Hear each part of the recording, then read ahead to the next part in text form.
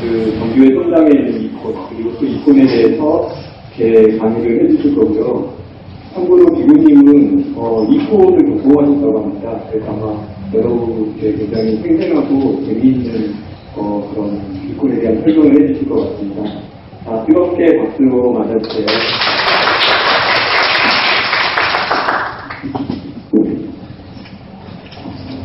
여러분 안녕하세요. 안녕하세요. 새해 복 많이 받으시고 건강하세요. 저는 아브라시오 조선암 강공정교회 대주교인입니다. 만나서 반갑습니다.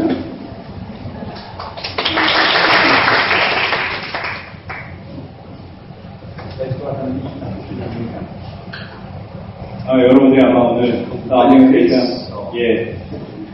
오늘 아마 여러분들이 고대 그리스 철학자들 우리가 많이 알고 있잖아요. 우리 소크라테스, 플라톤이 생각했던 그 언어를 오늘 직접 들으시는 기회가 됐습니다. 예. 제 이름이 아리스토텔레스입니다.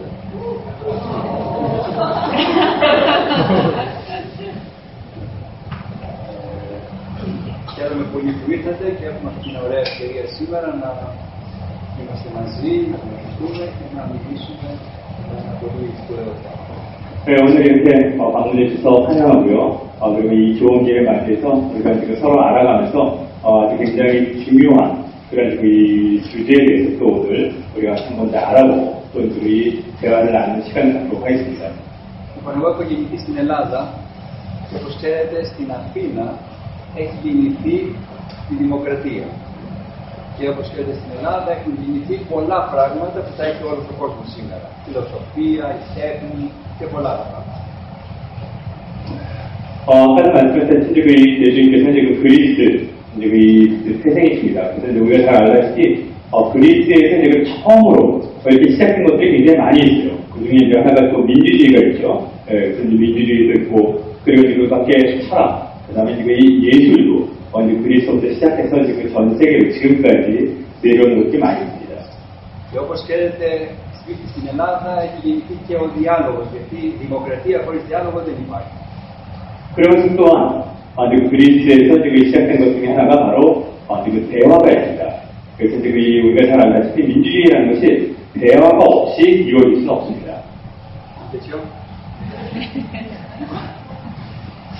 Γι' αυτό θέλω περισσότερο να κάνουμε διάλογο και λιγότερο να σας κάνω μονόλογο. 그래서 지금 이 시간을 대주님께서 혼자서만 지금 독백으로 모든 것을 이제 다 말씀하시는 것이 아니라 같이 이야기를 나누는 그런 대화하는 시간을 가졌으면 하는 바람입니다.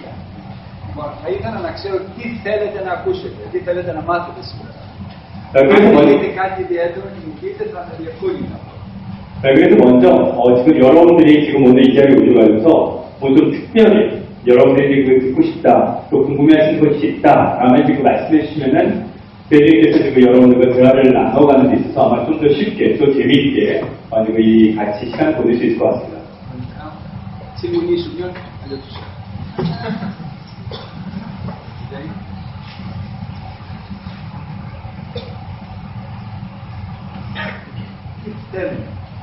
θέλουν θεολογία, θέλουν τέχνη, τι θέλουν. 그래서 여러분들이 지금 구체적으로 좀 원하시는 게 있으십니까 혹시요? 어떤 신학적인 것을 더 중점적으로 원하시는지 아니면 그냥 단순히 그 예술적인 면만 보시려고 하시는 건지 어떤 네? 둘 다. 이는 어린 크리스천이. 지금 먼저 저희가 하나 여쭤보는데 지금 여기 계신 모든 분들이 이제 그리스도인이십니까?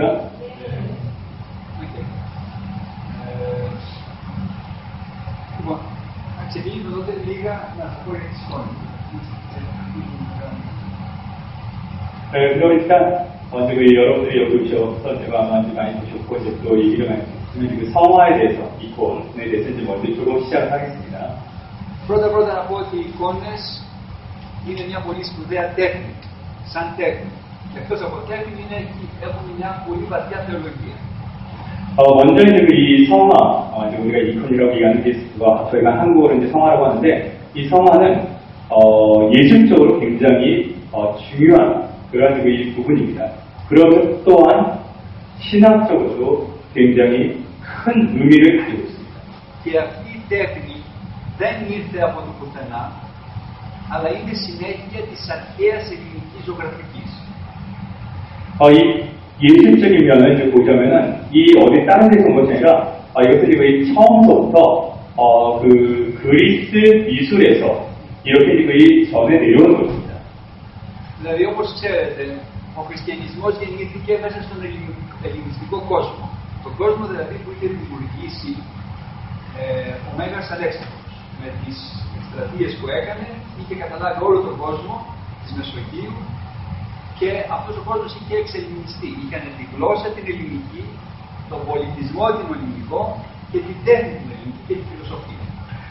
우리가 이제 역사를 살펴보면은 이제 그리스도교가 처음 발생할 때를 보면은 그 배경이 그리스 문화가 배경이었습니다. 여러분도 아시다시피 이제 알렉산더 대왕이 기원 전에 전 세계 그 당시에 얘기했던 전 세계 이제 팔레스타인 지역에서 이제 유럽과 그다음에 아프리카 이제 소아시아까지 해서 이제 다 통합을 하면서 그 지역은 이제 그리스 문화의 영향을 받는 그런 지역이었습니다.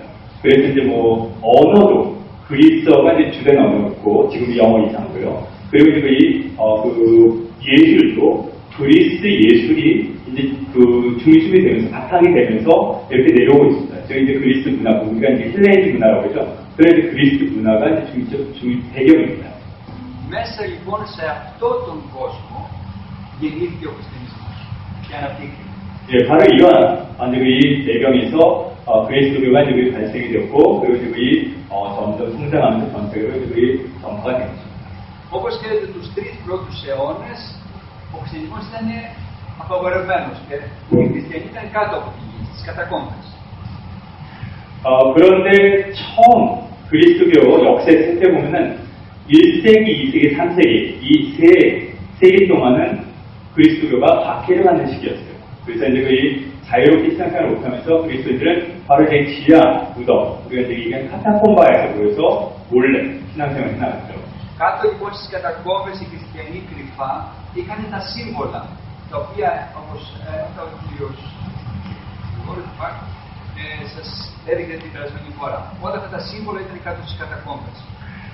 그래서 아마 여러분들이 그리고리에서 강교양 선생님으로부터 이제 들으셨겠지만은 이제 그런 카타콤바에서부터 이제 시작해서 이제 그리스도교에서 사용하는 그런 상징물들이 표현이 됩니다. 네, 그때 이제 나타나기 시작합니다. Έτσι, ο σταυρός, το ψάρι, η άγκυρα, όλα αυτά τα σύμβολα είναι τα πρωτοχρηστιανικά λεγόμενα σύμβολα. 네, 그래서 이제 그 물고기 모양이라든가, 그 다음에 이제 감 모양이라든가, 그런 여러 가지들이 바로 이제 그리스도교 처음 시작부터 사용됐던 상징물이 되었습니다.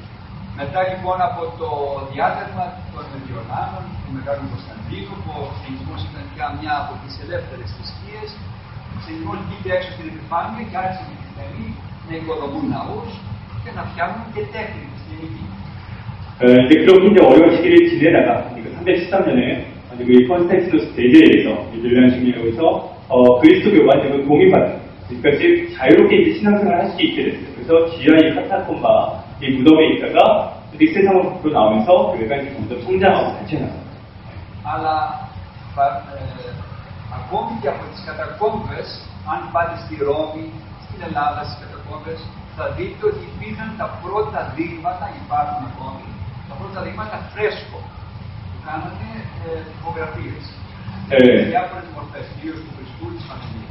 근데 지금도 여러분들이 기회가 되시면 이제 로마라든가 그다음 이제 그리스 같은 데도 마찬가지 소아시아에 그래서 그 카타콤바에 한번 이제 가보시면은 그 당시에 이제 그 박해받을 때 초대 그리스도의 신자들이 사용했던 것이 아니라 그 당시에 이제 만들어냈던 이 프레스코화가 있는 것을 이제 볼 수가 있습니다.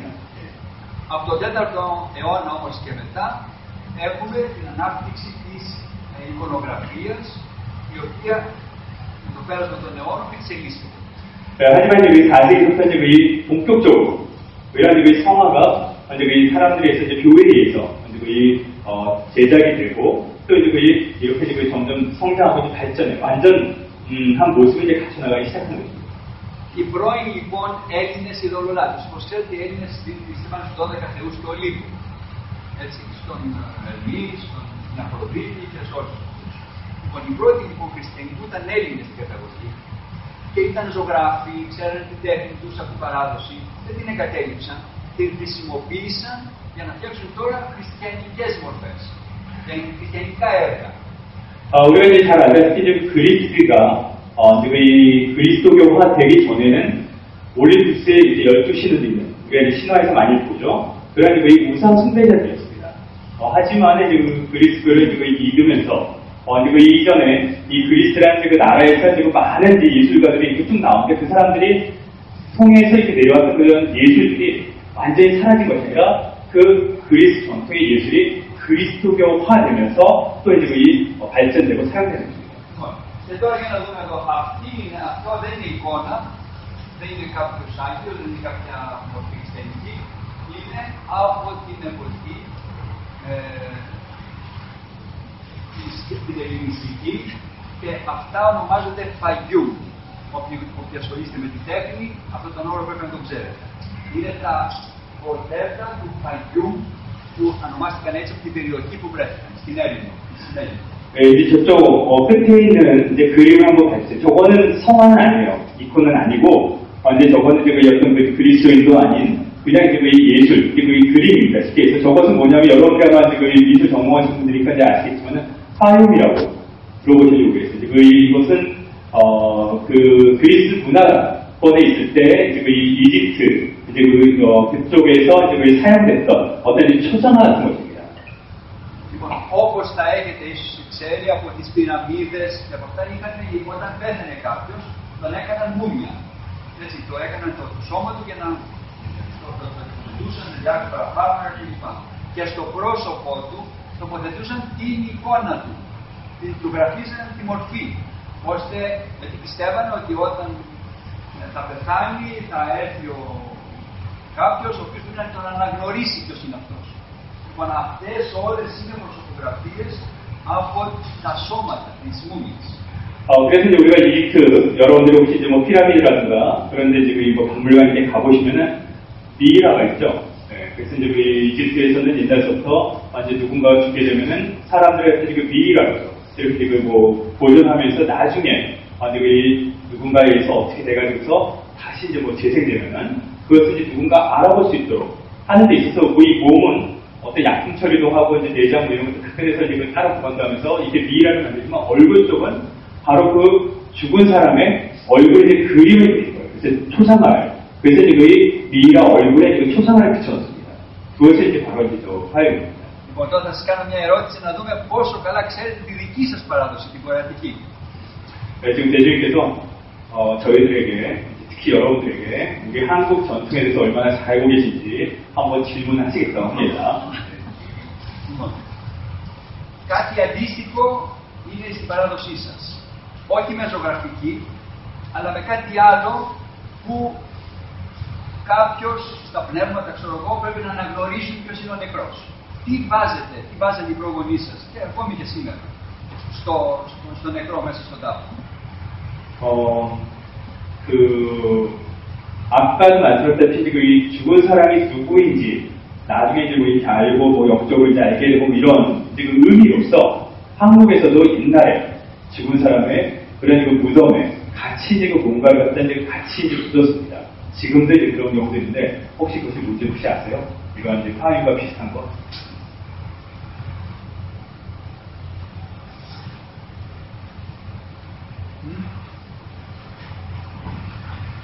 Πάλι, Μεσαίο. Ιρούμ. Ματσαίο. Ιρούμ. 이름을 저희가 이제 적어놓죠. 네. Πάνω σε κορδέλα κόκκινη. Είναι το όνομα με κινέζικα γράμματα. Αυτό είναι ακριβώς το ίδιο.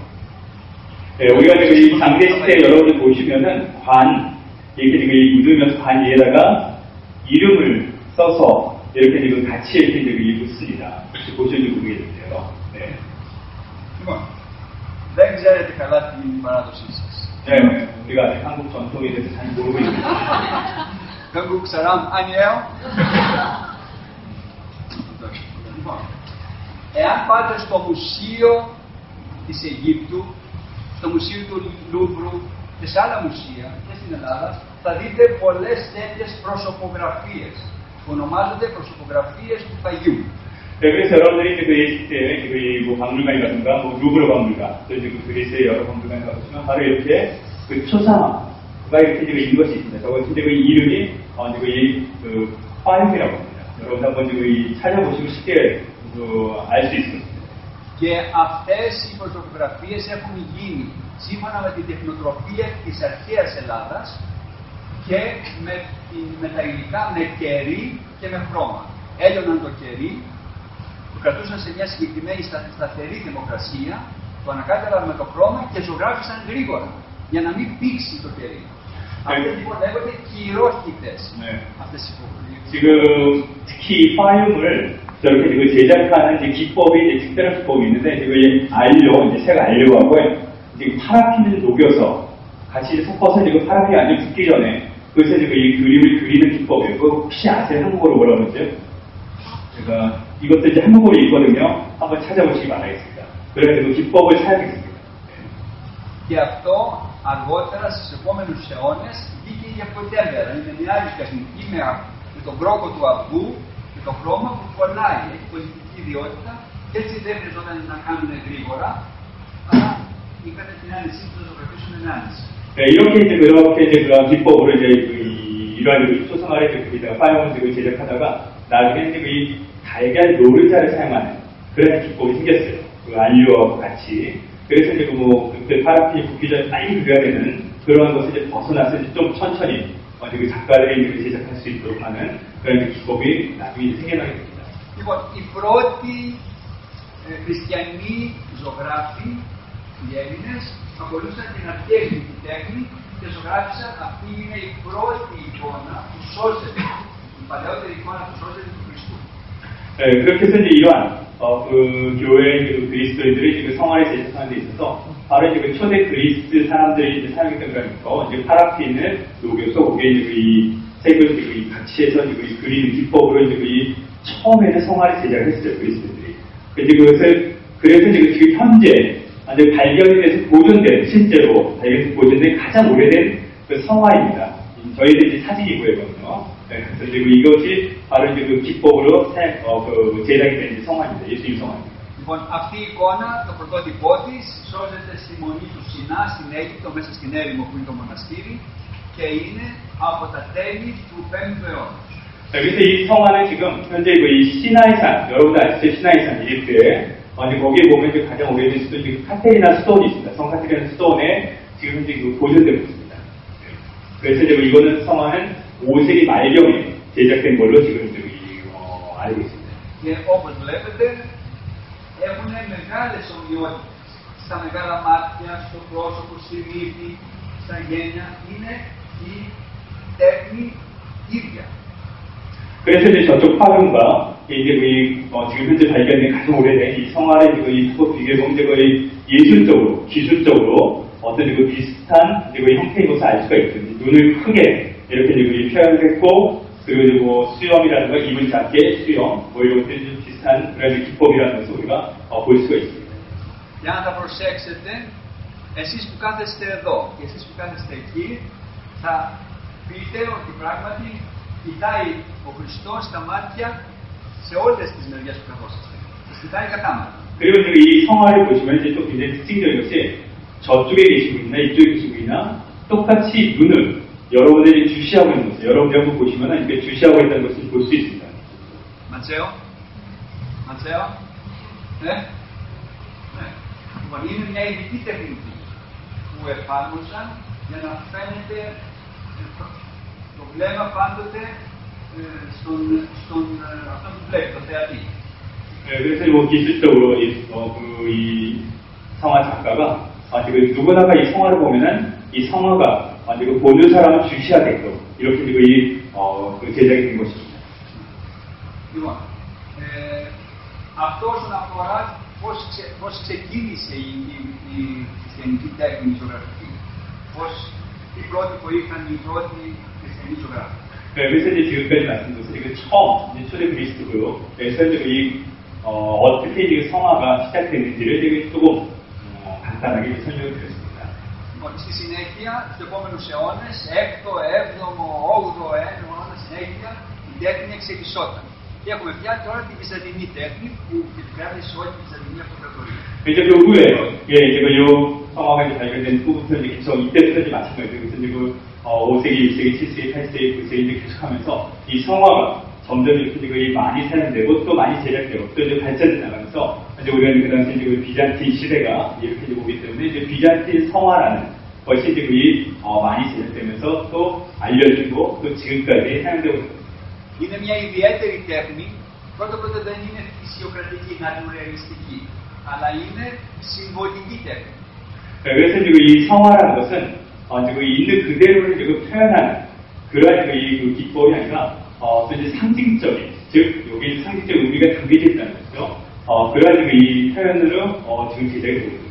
Με άλλα λόγια, ο ζωγράφος δεν ζωγραφίζει naturalistica, δηλαδή φυσιοκρατικά, δηλαδή όπως είναι ένα πρόσωπο, όπως είναι μια φωτογραφία. Στην αναγέννηση η τέχνη ήταν αυτή και είναι ακόμα στη Δύση. Να ζωγραφίσει ακριβώς όπως είναι ένα πρόσωπο, όπως το βλέπεις στη φωτογραφία. Αλλά είναι συμβολική η παράσταση. 네, 여러분들 그 미술적인 용어로 뭐라고 그러냐면 있는 그대로 갖다 표현하는 거 뭐라고 그러죠? 자연 표현이라고 그러죠? 자연주의라고 그러나? 하여튼 뭐 그런 기법이 아니라 이제 그 지금 이제 서구에서 이제 그 교육가 분열된 후에 지금 서구에서 서방에서는 이제 그 어떤 사람을 모델로 똑같이 표현을 하잖아요. 그렇게 이제 그 표현한 것이 아니라 이제 정교의 이 성화는 바로 이제 거기에 그 상징적인 그런 그 표현을 하는 거예요. 그 의미가 담겨져 있는. Και αυτό το κάνει επίτηδες ο ζωγράφος, χρησιμοποιεί αυτή τη συμβολική γλώσσα, γιατί θέλει να εκφράσει πνευματικά πράγματα και υλικά πράγματα. Και ο κάθε Άγιος, ο Χριστός, η κάθε μορφή της εικόνας είναι between, μεταξύ ουρανού και γης. 이것은 뭐냐면 바로 이 성화가 그 성화를 이렇게 제작하는 데 있어서 그 상징적인 언어로 사용하는 거예요. 그래서 지금 우리가 보는 어떤 지금 예수님이라든가 그리고 이제 성모님 그밖에 이제 많은 지금 성인들인데 정교세계는 이런 성인들이 바로 지금 하늘과 그다음에 이 지상의 어떤 중간 상태, 어떤 중간적인 그 모습이라든가 어떤 그 의미를 지금 이 나타내는 것입니다. Για να το καταλάβετε καλύτερα αυτό θα σας πω το εξής παράδειγμα. Αν θα δείτε μια εικόνα της Παναγίας στη Δύση, μια μαντόνα, κάτι, θα δείτε ότι είναι μια γυναίκα πολύ όμορφη, μπορείτε να τη δείτε και στον δρόμο. Να δείτε στον δρόμο μια γυναίκα τέτοια όμορφη. Ενώ η βυζαντινή τέχνη είναι συμβολική, δεν θα δείτε ποτέ μια τέτοια γυναίκα στον δρόμο. Γιατί είναι συμβολικά ζωγραφισμένη. 한 예로 이제 우리가 서방에서 이제 그 그려진 그 성원 유성화, 지금 마더나라고 이렇게 많이 지져 있는 그런 그 그림을 보면은 굉장히 예쁜, 아름다운 그런 그 여인의 모습을 이제 많이 보죠. 그래서 이제 그 여인이 우리가 어떻게 보면은 길에서 어느 외국 가면은 이렇게 만날 수 있는 그런 그 얼굴이에요. 하지만 이제 그 정계의 성화 저 뒤에도 있지만은 성원 유성화가 있는데 저런 이제 성화를 보면은 우리가 어디서 만날 수 없는 그런 게 사람이 아니에요. 예. 그런 어떤 이 인종이라든가 어떤 민족에 속해 있지 않은 그런 그 편의라는 것을 우리가 이제 알 수 있는. Με άλλα λόγια, ο ζωγράφος ενδιαφέρεται περισσότερο για την πνευματική κατάσταση, την ουράνια κατάσταση, και όχι την ηλική, χωρίς να την καταργεί την ηλική, διότι τότε θα έπεφτε στην πλάνη να πιστεύει ότι δεν υπάρχει ήλιο.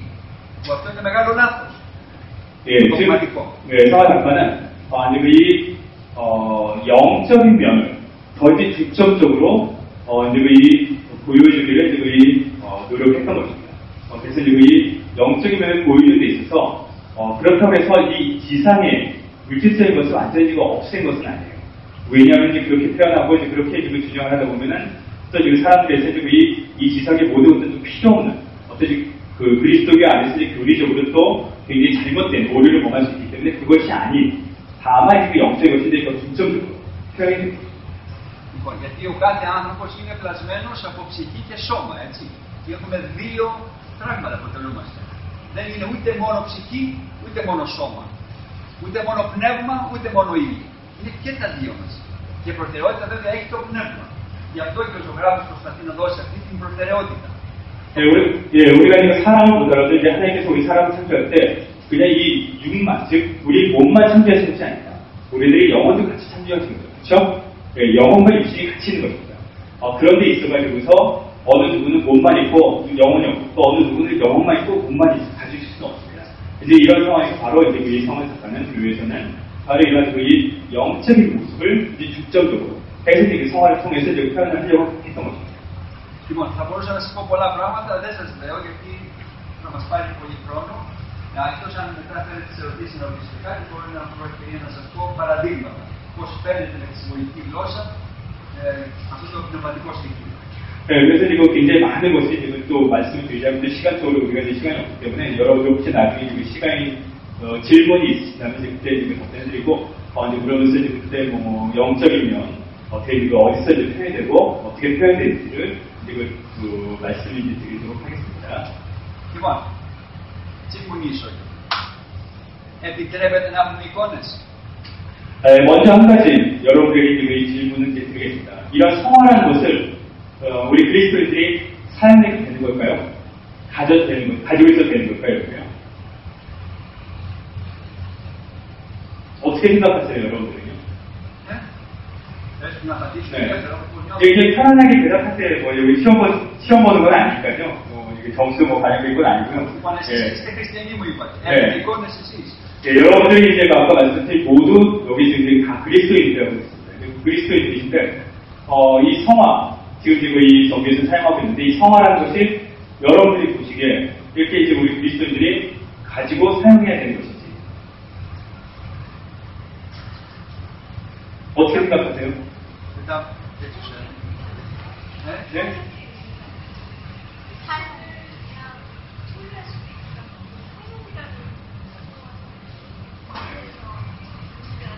그리고 사용이라는 거 빼고 그러면 이제 우리가 가질 수 있나요? 이렇게? 성화를 제작할 수 있나요? 이렇게요? 네, 제작을 할 수 있을까요? 만들 수 있을까요?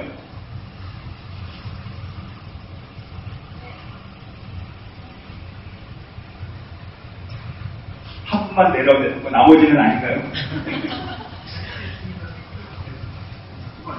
επιτρέπετε να έχουμε δύο φαβορές. Σύμφωνα με το χριστιανισμό.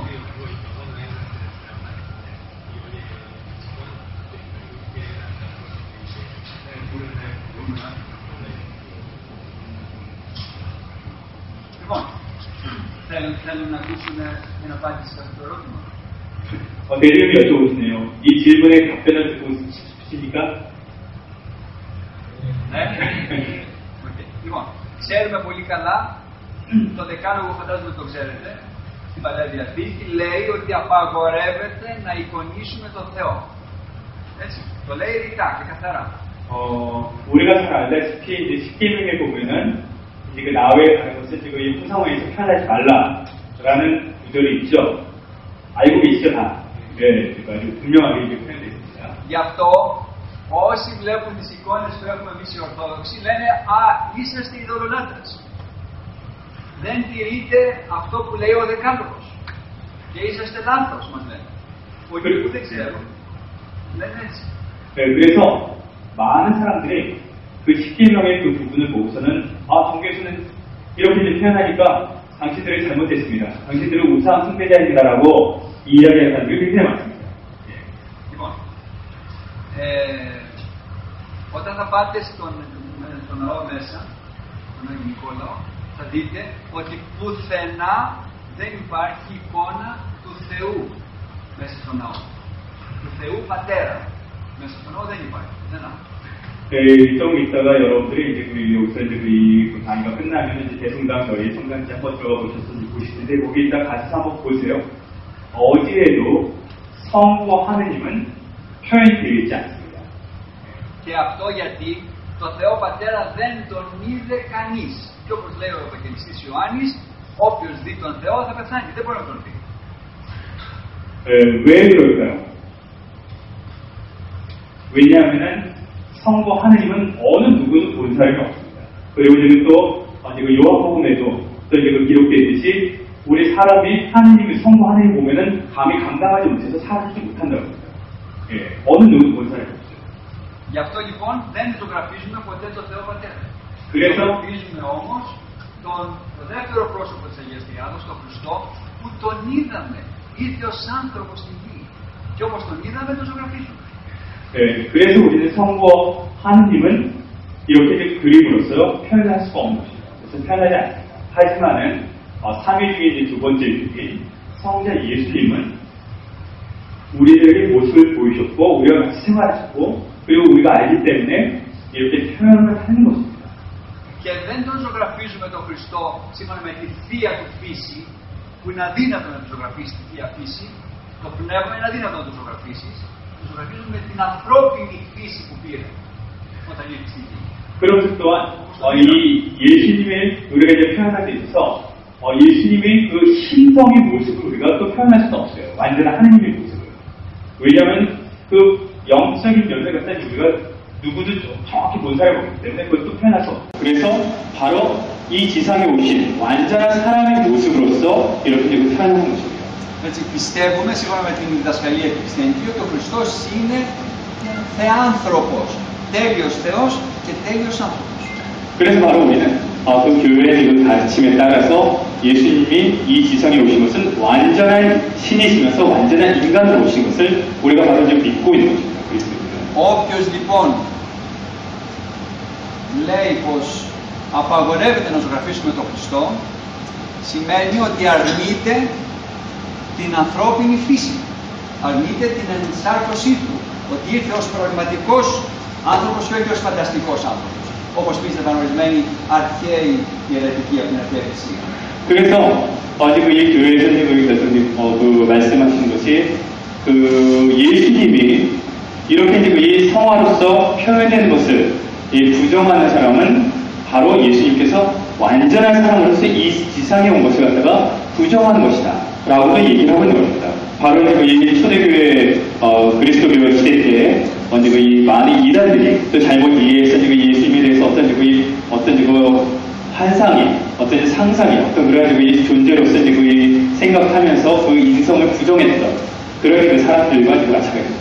Με άλλα λόγια, και με αυτό τελειώνω την απάντησή μου, ζωγραφίζοντας τον Χριστό σημαίνει ότι πιστεύουμε ότι ο Χριστός έγινε άνθρωπος για τη σωτηρία μας, ήρθε στη γη και έγινε τέλειος άνθρωπος, είναι όπως είναι ο καθένας μας, εκτός αμαρτίας.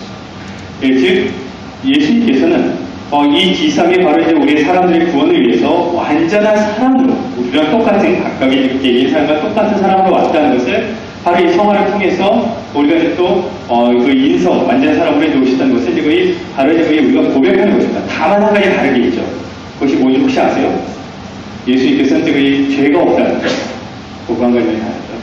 Και για να καταλάβετε ότι εμείς οι Ορθόδοξοι δεν είμαστε ειδωλολάτρες και δεν πιστεύουμε αυτά ως είδωλα, σας λέω ότι εμείς δεν λατρεύουμε καμιά εικόνα, κανένα σύμβολο, μόνο το Θεό λατρεύουμε. Αυτά απλώς είναι, τα τιμούμε. Και υπάρχει μεγάλη διαφορά μεταξύ λατρείας και τιμής.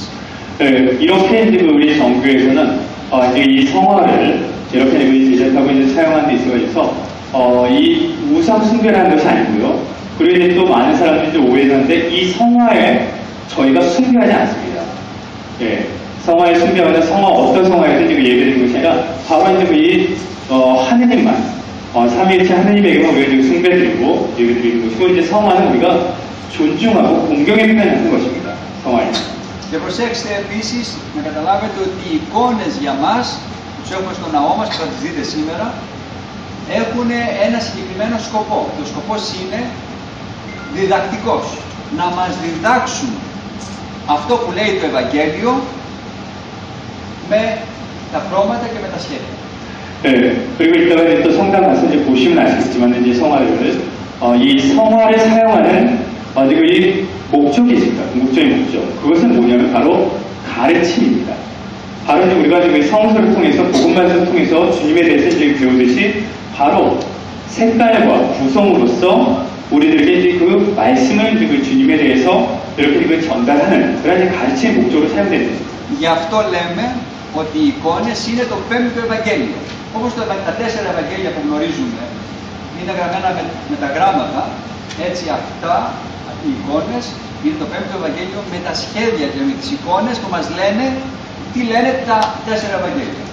바로 이제 우리가 그 4개의 그 복음서가 있잖아요. 우리가 잘 알고 있는 그 4개의 복음서 다음에 바로 이제 그 성화가 5번째 복음서다, 복음경이다라고 이렇게 이야기하는 것입니다.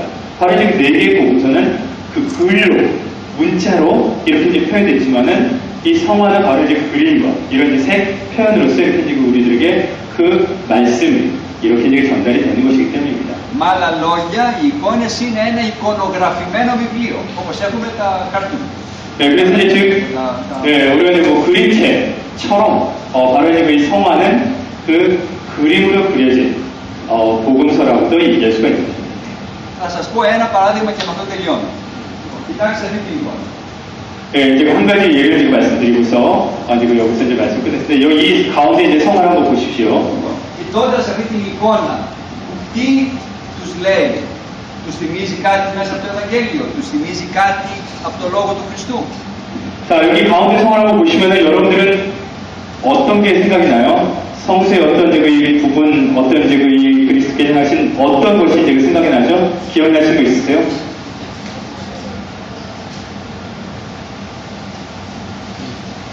어떤 것 같아요? 네? 그 크게 좀 말씀해 주세요. Λοιπόν, το κατά Ιωάννην Ευαγγέλιο, κεφάλαιο 13, μας λέει πως ο Χριστός έπινε τα πόδια των μαθητών. Λοιπόν, και εδώ το βλέπουμε τώρα όλο αυτό που διαβάζουμε εδώ στο Ευαγγέλιο, το βλέπουμε ζωγραφισμένο. 네, 바로 이제 그 요한복음 13장에 나와 있는 그 주님께서 이제 제자들을 가르치켜주는 그런 그 성서를 통해서 우리가 볼 수 있는 내용이 바로 이렇게 아주 그 성화로서 여기 이제 다 표현된 것입니다. Και κοιτάξτε πώς μπορεί να στη μέση είναι ο Χριστός, γιατί ο Χριστός είναι το κέντρο της ζωής μας και είναι μεγαλύτερο σε αναλογία από τα άλλα τα πρόσωπα τα σώματα των μαθητών. 네, 그래서 이제 여기 표현을 보시면은, 이제 성화를 보시면은, 이제 우선 예수님께서 가운데 중심에 자리하고 계십니다. 바로 우리들의 삶의 중심은 바로 이제 주님이시라는 것입니다. 그러면서 이제 또, 비례를 보면은 예수님이 그 비례가 다른 이제 그 제자들보다 더 크게 이렇게 표현된 것이죠. 바로 이제 우리들의 중심이시고 주님이시기 때문입니다. Τώρα θα σας πω 2-3 πράγματα βάσει με αφορμή με την εικόνα, αυτό που σας είπα πριν. Πώς με τη συμβολική γλώσσα ο ζωγράφος μας διδάσκει. 네, 그 아까 말씀하셨다시피 이 성화 작가는 이제 이 성화를 통해서 상징적인 언어를 통해서 우리들에게 그 가르침을 전달하고 있는지 상징적인 언어들이 어떤 것인지 이렇게 이제 또 지금 말씀드리겠습니다. Λοιπόν, εσείς τώρα κοιτάτε καλά, σαν Ωσέο, και θα μου λέτε τι παράξενο βλέπετε στον Χριστό. 자, 여기 예수님의 그 모습만 한번 보세요. 일단 직접적으로 예수님 모습에서 이상한 점 혹시 보이세요? 이상한 점? 너무 뒤라서 잘 안 보입니다. 너무 뒤라서 안 보여요? 이렇게 좀 앞으로 와서 좀 보세요. 그러면 이상한 거. 네, 그리고 반사 때문에 잘 안 보이고.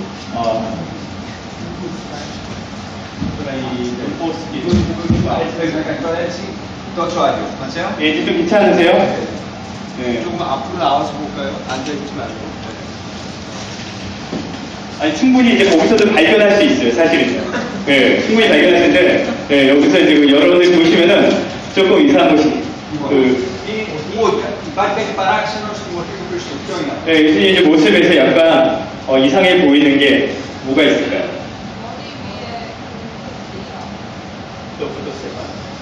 Δεν είναι παράξενο το Στέφανο, εκφράζει το άκτιστο φως, αυτό είναι σύμβολο του φωτός. Είναι ένα σύμβολο. Έτσι, εκφράζει το άκτιστο φως. 네, 이 뒤에 있는 것은 지금 우리가 뭐 한국말로 하면 후광이라고도 얘기하시는데 저건 지금 이 예수님이라는 건 성모님 그리고 성인들, 뭐 제자들이라는 이런 성인들한테는 다 그 이 뒤에서 이제 그 이 시작이 없는 그 빛이 이렇게 이제 그 발생이 나오는 그런 거룩하신 분이라는 것을 이제 표현하는 거예요. 그래서 저 표현은 이제 그 이상한 건 아니고 예수님 모습에서 58락이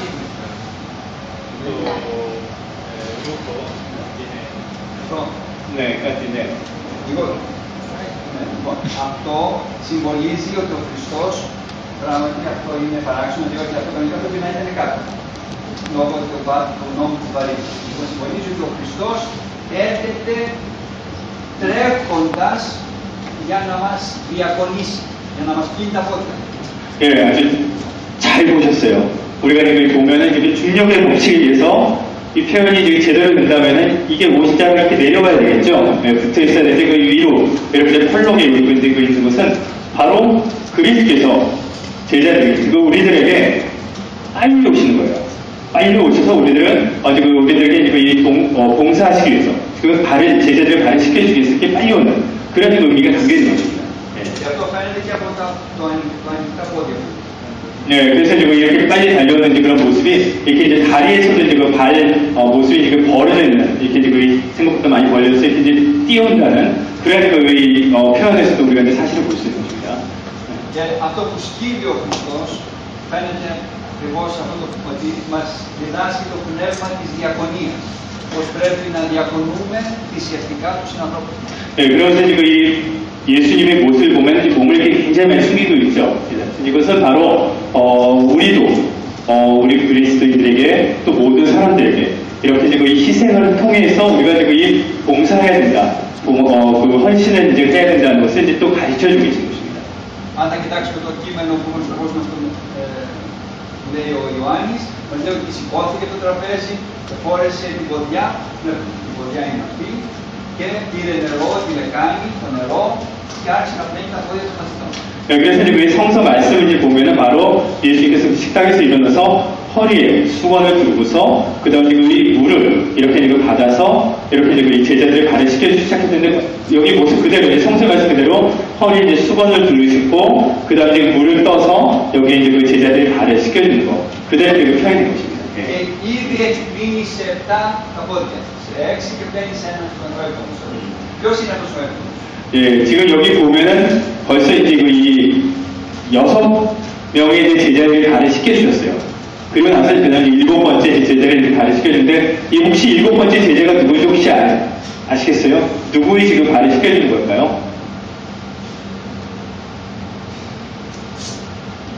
성서 말씀 한번 잘 생각해 보세요. 거기에 물론 숫자로 7번째라고 얘기는 안 했지만은 Είναι ο Πέτρος. 네. 네. Ο οποίος όταν πήγαινε και πήγαινε ο Χριστός στα πόδια του είπε όχι εγώ. Του είπε ο Χριστός αν δεν σου πήγαινε τα πόδια δεν θα έχεις μαζί μου μέρος στη Βασιλεία του Ουρανού. Του είπε όχι μόνο τα πόδια, δεν έχεις κρυφάνει. 예, 베드로 사도입니다. 예수님께서 이제 베드로 사도의 이제 발을 닦으려고 했을 때 베드로가 뭐랬어요? 베드로 사도가 저희가 어떻게 그래서 제 발을 어떻게 시켰을 때 제가 오히려 해야 되지 않습니까? 그때 예수님께서 지금 이렇게 이제 발을 씻지 않으면은 나와 함께 하지 못할 것이다 했을 때 그러면은 발뿐만이 아니라 머리부터 다 해달라고 했을 때 여기서 보면 지금 손으로 머리를 이렇게 가리키고 있죠. 예. 그 성서의 표현대로 하는 거, 말씀대로 지금 표현대로 하는 거예요. 예. 그런 지금 의미가 좀 잘 담겨져 있는 거예요. Και εδώ βλέπουμε τους άλλους 5 οι οποίοι ετοιμάζονται, βγάζουν τα παπούτσια και να τους πηγαίνουν ο Χριστός τα πόδια. 예, 그리고 이제 저쪽에 5명은 지금 준비하고 있는 것이죠. 네, 신발을 벗고 있고요. Λοιπόν, εδώ λέει αυτό το οποίο είπε ο Χριστός, τα λόγια του Χριστού, και είναι το μάθημα το οποίο μαθαίνουμε από αυτή την εικόνα. 그러면서 이제 그 성화에서 보면 저희가 지금 이 어떤 성서의 이제 내용을 표현하면 그 성서의 말씀 그대로를 또 이제 그 표현이 됩니다. 밑에. 그래서 여기 보면은 요한복음 이제 13장, 19절 말씀에서 내가 너희에게 한 일을 너희도 그대로 하라고 본을 보여준 것이다. 라는 그런 그 의미로서 우리들에게 또 성화를 표현하고 있습니다. Και λέει με ονομάζετε Κύριο και διδάσκαλο και είμαι πράγματα, αλλά είδατε τι έκανα εγώ και εσείς θα κάνετε το ίδιο. 네, 그래서 지금 너희들이 나에게 이 선생님 또 이제 주라고 이렇게 얘기하는 따르고 있는데 바로 내가 무엇을 했는지 너희들이 봤듯이 똑같이 내가 한 대로 너희도 이제 그 따라 행하여라라고 이제 말씀하셨죠. Και αυτό πρέπει πρώτα εμείς οι κληρικοί να το σκεφτόμαστε πάρα πολύ καλά κάθε μέρα. Ότι η ιεροσύνη που έχουμε δεν είναι εξουσία, είναι διακονία. Να διακονίζουμε τους ανθρώπους. 그래서 이제 먼저 이제 우리 성직자들은 이 주님의 말씀 항상 먼저 이제 잘 기억을 합니다. 그래서 이제 우리가 성직자된 것이 어떤 권위나 어떤 큰 힘을 갖는 것이 아니라 오히려 사람들을 위해서, 그 신자를 위해서, 모든 사람들을 위해서 오히려 우리가 헌신적으로 봉사하고 이렇게 이제 도움을 줘야 된다는 것을 이렇게 이제 기억을 하는 거죠. 여기 이제 쭉 보면은 이쪽에 이제 한 명의 제자가 있는데 혹시 누구인지 아시겠어요? 네? Ιούδα.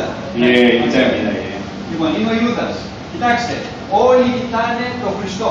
Τι κάνει ο Χριστός? Αυτός ήδη κοιτάει έξω. Είναι έξω πια από την οικογένεια του Χριστού. 예, 이제 여러분 보시면 이제 그 다른 모든 제자들은 주님을 중심으로 해서 이렇게 이제 뭐 시선이라든가 이런 모든 것을 돼 있는데 유다 같은 경우는 완전히 등을 돌리고 바깥으로 이제 향해 있습니다. Και βλέπετε ότι αυτός κοιτάει τον Χριστό και κάνει το ίδιο στον άλλο μαθητή. Του βάζει τα παπούτσια. 예, 그리고 이제 여기 지금 이 한 제자는 예수님이 하시는 것을 이제 그대로 보고 다른 제자를 위해서 또 이렇게 그 신을 신켜주는 그런 모습을 이제 벌써 여기서부터 이제 또 보여주고 있습니다. Και βλέπετε ότι ο Ιούδας, ενώ όλοι φαίνεται το όλο το πρόσωπό του και τα δύο μάτια, αυτός φαίνεται είναι αλφάνης. Φαίνεται το μισό πρόσωπο για να δείξει ότι είναι πια χωρισμένος από τον Θεό. Γιατί στο Θεό είμαστε, έχουμε πλήρη το πρόσωπο. ενώ μακριά από τον Χριστό είμαστε μισιά. 그리고 또 굉장히 중요한 표현 중에 하나인데 유다의 얼굴을 보면은 얼굴이 반쪽만 나옵니다. 이렇게 그죠? 네, 이제 다른 제자들은 지금 얼굴을 돌려도 항상 지금 양쪽 눈하고 입하고 이쪽 눈이 다 보이는데 바로 지금 하나님께서 우리들에게 이 완전한 그런 모습으로서 지금 이렇게 지금 주셨는데 유다는 벌써 주님으로부터 이제 떠났기 때문에 바로 지금 이 한쪽에 지금 떠난 그런 모습에서 지금 반만 이렇게 표현됩니다. 이제 모든 성화에서 이렇게 표현되는 것은 Και στη βυζαντινή τέχνη, στην αλληλογραφία, ζωγραφίζουμε μόνο τον Ιούδα και τον διάβολο. Έτσι. 네, 그래서 지금 네, 그 성화에서 지금 정계샤연이 성화에서 보면은 바로 유다와 그리고 이제 사탄만 저렇게 지금 반쪽 얼굴을 표현합니다. 네, 근데 네.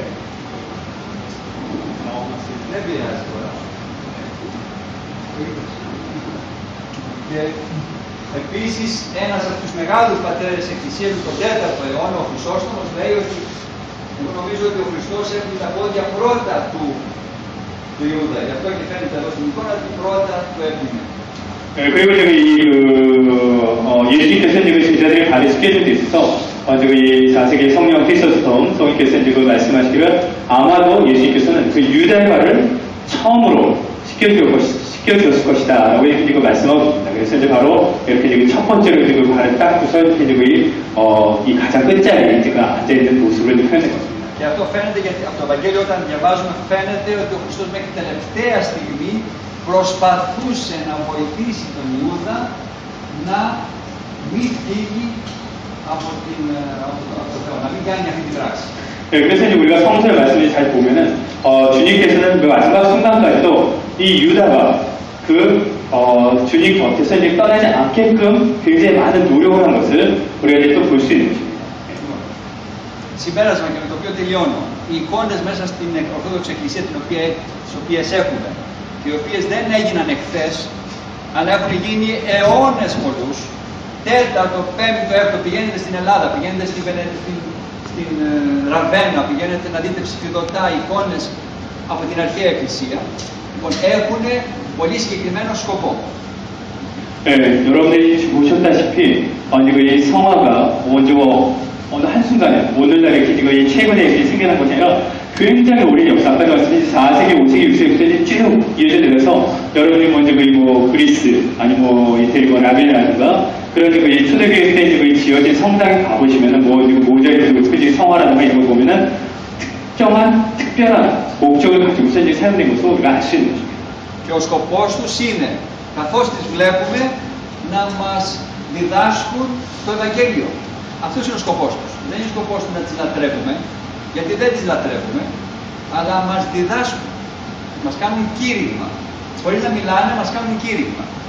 네, 그래서 이제 바로 그 목적은 아까도 말씀드렸다시피 바로 우리들에게 그 성서의 가르침을 전달하는 것입니다.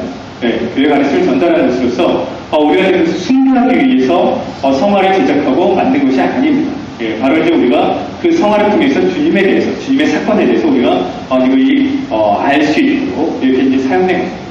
Και όπως ξέρετε, η εικόνα, γενικά μιλάω για την εικόνα, ιδιαίτερα στην εποχή μας, έχει πολύ μεγάλη δύναμη. Μια εικόνα είναι χιλιάδες λέξεις. 그리고 이제 지금 우리가 이제 그림이라는 것이 특히 이제 현대에 와서 이제 그림은 굉장히 큰 영향력을 가질 수가 있는 겁니다. 즉, 여러 이제 수천의 단어보다도 그림 하나가 우리들에게 주는 영향이 더 클 수도 있습니다. Και σήμερα που ο κόσμος όλος είναι εικόνα, έτσι, από το ίντερνετ, παντού βλέπουμε εικόνες, έχουν ακόμη μεγαλύτερη σημασία οι εικόνες μέσα στην Εκκλησία. 그래서 이제 우리가 지금 삶에서 보면은 지금 뭐 TV, 그 다음에 여러분들 컴퓨터, 지금 인터넷을 통해서 모든 것이 다 그림입니다. 화면. 뭐 이거 서재지구랑 뭐 2차원이든 3차원이든 그런 것을 이제 보는데 그런 면에서 이제 또 교회 안에서 이 성화도 굉장히 큰 이제 그 영향이 우리들에게 이제 있는 것입니다. Και οι εικόνες είναι σαν ένα μεγάλο παράθυρο το οποίο ανοίγει μπροστά μας και βλέπουμε τον πνευματικό κόσμο. 예, 그래서 이제 그 성화라는 것은 우리 그리스도인에서 하나의 커다란 창문과 같은 것으로서 그 창문을 열고 우리가 영적인 세상을 보는 것입니다. 성화를 통해서 우리가 이제 영적인 세상과 교감을 나눌 수 있게 되는 것입니다. Λοιπόν, εγώ τελείωσα εδώ. Μπορούμε να μιλάμε μέρες για τις εικόνες. Πέστε μου ερωτήσεις ή οτιδήποτε να θέλετε να συζητήσουμε. 네, 그래서 지금 뭐 성화에 대해서 뭐 계속 얘기하자면 뭐 치료가 돼도 얘기 뭐 끝나지 않을 거고요. 혹시 여러분이 뭐 질문이라는 거 궁금하신 거 있으시면 예, 말씀해 주십시오. 예. 질문 없어요? 네. 크게 좀 말씀해 주세요.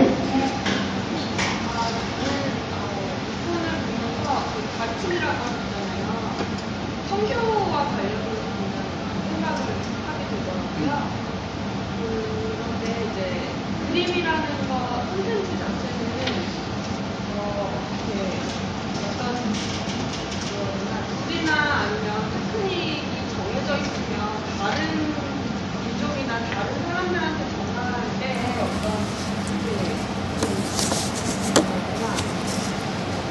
어려움이 있지 않았을까라는 생각을 해서 다른 나라의 어떤 뭐 러시아 정교의 이콘의 뭐 다른 특징이나 뭐 이런 것도 있었는지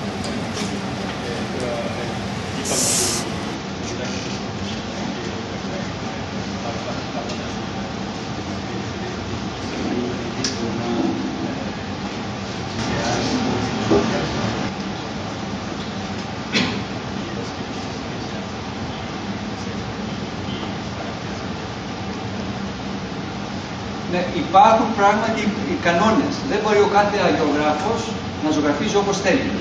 Διότι είπαμε πως έχει να κάνει εικόνα σχέση με τη διδασκαλία, με το δόγμα της Εκκλησίας. Και δεν μπορεί ο κάθε ζωγράφος να ζωγραφίζει αν θέλει.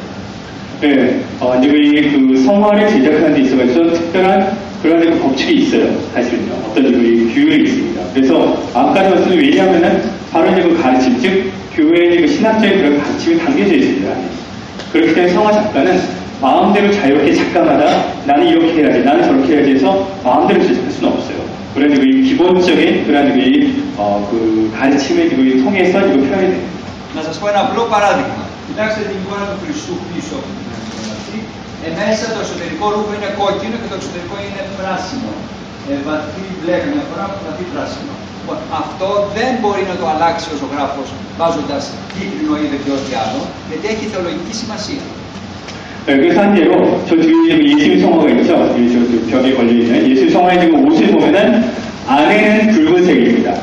그리고 이제 겉에는 저렇게 지금 녹색, 짙은 녹색이 아니라 지금 그 푸른색의 톤으로 지금 이 청록색 그렇게 이제 표현이 되는데 이것을 성화 작가가 마음대로 나는 뭐 지금 다른 녹색으로 그 노란색으로 하겠다. 그래서 다른 색으로 하겠다 바꿀 수가 없어요.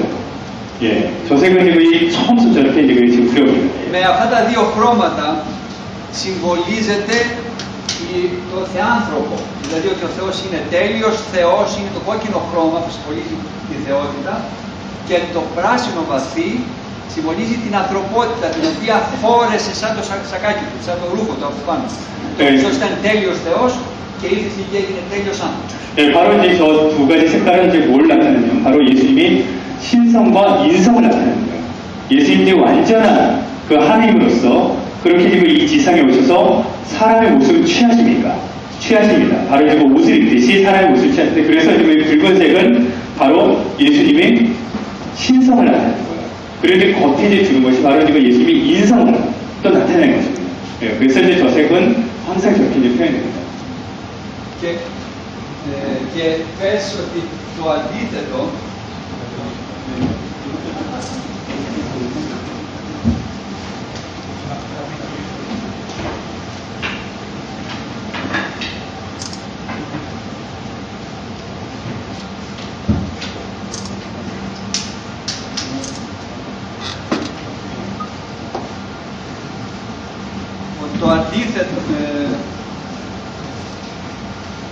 Το αντίθετο λοιπόν βρίσκουμε στην Παναγία.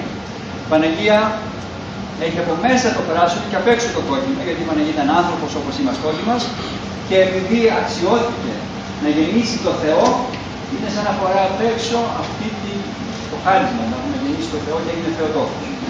하지만 저기 성모님하고 보겠습니다. 성모님은 반대로 되어 있어요. 속옷이 청록색통이고 겉에가 이제 붉은색입니다. 그래서 이제 성모님은 사람입니다. 완전 이제 사람이죠. 이제 사람이지만은 합당하게 되셔서 하나님께서 합당하게 되면서 하나님을 낳으신 분입니다. 즉 예수님을 낳으셨죠. 즉 하나님을 낳으신 분이시기 때문에 바로 이렇게 이제 이 겉에 이제 붉은색으로 이렇게 표현되는 것입니다. Έτσι λοιπόν αυτά τα δύο χρώματα δεν μπορεί να τα αλλάξει ο ζωγράφος, διότι αλλάζοντάς τα αλλάζει το δόγμα.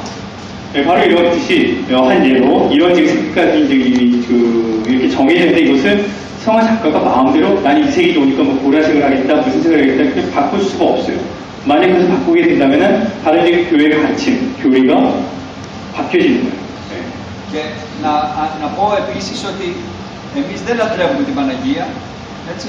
Δεν νομίζουμε κανένας από εσάς να νομίζει ότι οι Ορθόδοξοι Χριστιανοί το λένε αυτό. Εμείς δεν την τιμούμε ως Θεοτόκο, γιατί γέννησε το Θεό. Γι' αυτό και στην εικόνα τη βλέπουμε πάντα τον Χριστό που βαστάει και δείχνει με το χέρι του στο Χριστό. Εκεί είναι η έμφαση στο Χριστό, όχι στο πρόσωπο. 그래서 이 기회를 통해서 또 한 가지 말씀드리면 지금 어떤 분들이 지금 또 정부에서 지금 성모님을 숭배한다라고 이제 생각하는 분들이 계시는데 성모님을 숭배하지 않습니다. 성모님은 이제 이 하느님을 낳으신 분으로서 우리가 공경하는 그래서 이제 테오토코스라는 이 용어가 특별히 이제 호칭이 성모님에게 이제 쓰여진 것인데 그것은 이제 바로 하느님을 낳으셨다는 그런 분이시기 때문에 우리가 이거 하느님을 낳으신 분으로서 우리가 이제 존중하고 공경하는 것이지 숭배하는 것은 아닙니다. Αν δεν είχε γεννήσει το Θεό, θα ήταν απλώς μία απλή κόρη της Ναζαρέτ. Και δεν την τιμούσαμε, αλλά την τιμούμε για αυτό το πράγμα, για αυτό το μεγάλο δώρο που μας έφερε. 지금 성모님께서 만약에 지금 예수님을 낳으시지 않으셨다면 그냥 나자렛의 한 여인으로 그냥 이렇게 지금 남아있겠죠. 하지만 지금 예수님을 낳으셨기 때문에 하나님을 낳으셨기 때문에 바로 우리가 지금 성모님이라고 그냥 이제 마리아 부르셨고 성모님이라고 해서 우리가 존중하고 공경하는 것입니다. Όποιος μαθαίνει αυτούς τους κανονισμούς που έχει η Ορθόδοξη Αγιογραφία μπορεί να ζωγραφίσει. Γι' αυτό και όλοι σε όλες τις Ορθόδοξες χώρες, Ρωσία, Σερβία, Ουκρανία κλπ. Ζωγραφίζουν Ορθόδοξα. Και εμείς εδώ στην Κορέα αυτό το έχει κάνει η Κορέα της Αγιογράφος. Το έχει κάνει σύμφωνα με τους κανόνες της Ορθόδοξης Αγιογραφίας. 그래서 이제 바로 이렇게 그 성화를 그리는 어떤 이 기본적인 그런 이 가르침을 우리가 지금 안다면 이렇게 성화를 제작할 수 있는 것입니다. 그래서 지금 이 초대교회 대표님 그 정교회 국가들이 많이 있잖아요. 우리가 얘기하는 뭐 그리스, 러시아, 뭐 이제 루마니아, 세르비아 이런데 그래서는 바로 이런 그 가르침에 따라서 성화를 제작하는 거. 특히 이제 여기 가운데 있는 성화도 바로 이거 한국의 그 성화 작가의 지금 제작이 된 것입니다. 바로 이분들이 이제 그런 가르침을 좀 배우고 그다음에 제작을 하게 된 것입니다. Και να σκέφτεστε ότι τα πρώτα 1000 χρόνια που η Εκκλησία και στις Ανατολικές Ελλήνες ήταν μία, σε όλες τις χώρες υπήρχαν εικόνες και ψηφιδωτά. Και το βλέπουμε αυτό που σας είπα, γίνεται στην Ιταλία να τα δείτε, που είναι πριν από το σχίσμα σε ναούς του 6ου αιώνα, του 7ου αιώνα. 그리고 이제 또 우리가 한 가지 또 생각해야 될 것은 교회가 분열되기 이전 1000년 동안 1500년 이제 교회가 분열되기 처음에 이제 그 이전 1000년 동안에는 뭐 서방이든 동방이든 할 것 없이 모든 교회에서 이 성화를 사용했어요. 그래서 여러분들이 지금이라도 지금 뭐 이태리에 가셔서 또 지금 이 6세기, 7세기, 8세기 이제 성당을 가보시면 똑같은 이런 성화가 그려지는 것을 볼 수가 있습니다. 그리고 또 좀 지역적인 부분인 것 같긴 한데요. 아까 그 가룟 유다의 얼굴이 이제 저희는 그 사탄이나 예를 들면 성인이 아닌 나쁜 인물이나 마귀에 대해서 이렇게 옆모습을 그린다고 알고 있는데 그 얘기를 들었을 때 이렇게 방향성이 다르기 때문이라고 생각을 했거든요. 근데 아까 말씀하실 때 옆모습이라고 표현을 안 하시고 반쪽이라고 표현을 하셨어요.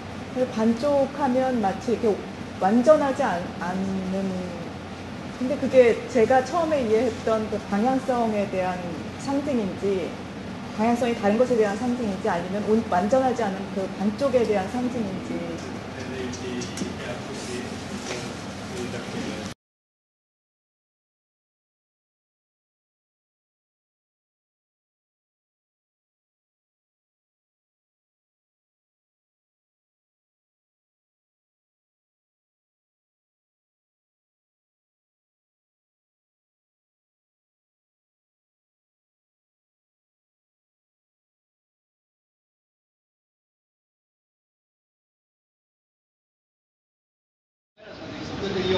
Οι εικόνες που σας εξηγούσαν η ΣΕΠ και η ΕΣΕΠ οι οποίες δεν έγιναν χθες αλλά έχουν γίνει μετανόηση.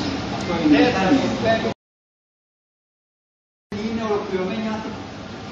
이제 아까 저희가 말씀드린 곳이 지금 맞고요. 그래서 지금 아까 말씀드린 지금 이 사탄과 그리고 지금 이 악마고 이제 이렇게 지금 뭐 유다도 마찬가지인데 하나님부터 지금 떠나서 지금 가장 중요한 것은 지금 회개를 하지 않은 거예요.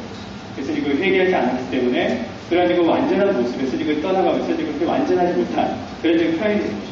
그래서 지금 반쪽으로 한 것이 방향적은 아니에요. 시각적으로 보기에는 마치 그 옆모습. 옆모습이죠, 표현이. 예, 그러니까 지금 이, 보면은 지금 이 다른 사도들도 보면은 어디 옆에 보고 이렇게 하더라도 옆을 보더라도 이 다른 왼쪽 이렇게 이제 우리가 보더라도 이쪽 면이 보여요. 이쪽 면이 보이게 표현이 돼요. 다른 쪽을 향하더라도. 하지만 지금 이 사탄이나 지금 그 유다 같은 경우는 완전히 이렇게 지금 반이 나뉜 그런 이제 이쪽만 보이는 거죠. 네. 네, 말씀하세요. 인정한 지식이 들어가야 되는 규칙이 들어가야 되는 상황에서 인정을 받는다고 알았고, 그러면은 그 규칙을 아는 사람들은 모두 다 성화를 그릴 수 있는지, 아니면은 그 규칙을 뭐 이수한 사람만이 그릴 수 있는 자격, 그러니까 그릴 수 있는 자격이 특정 누구에게 주어지는 것인지, 아니면은 그려진 것이 그 정교회를 통해서 인정을 받는 과정이 필요한지, 그게 좀 궁금하고요. 또 하나 더. 하나 더는 지금 동시대에 이런 성화 이코나를 그리는 작가들이 어느 정도 이제 한국에도 있는지, 아니면 활동하고 있는 특정 작가들이 있는 건지 궁금해요.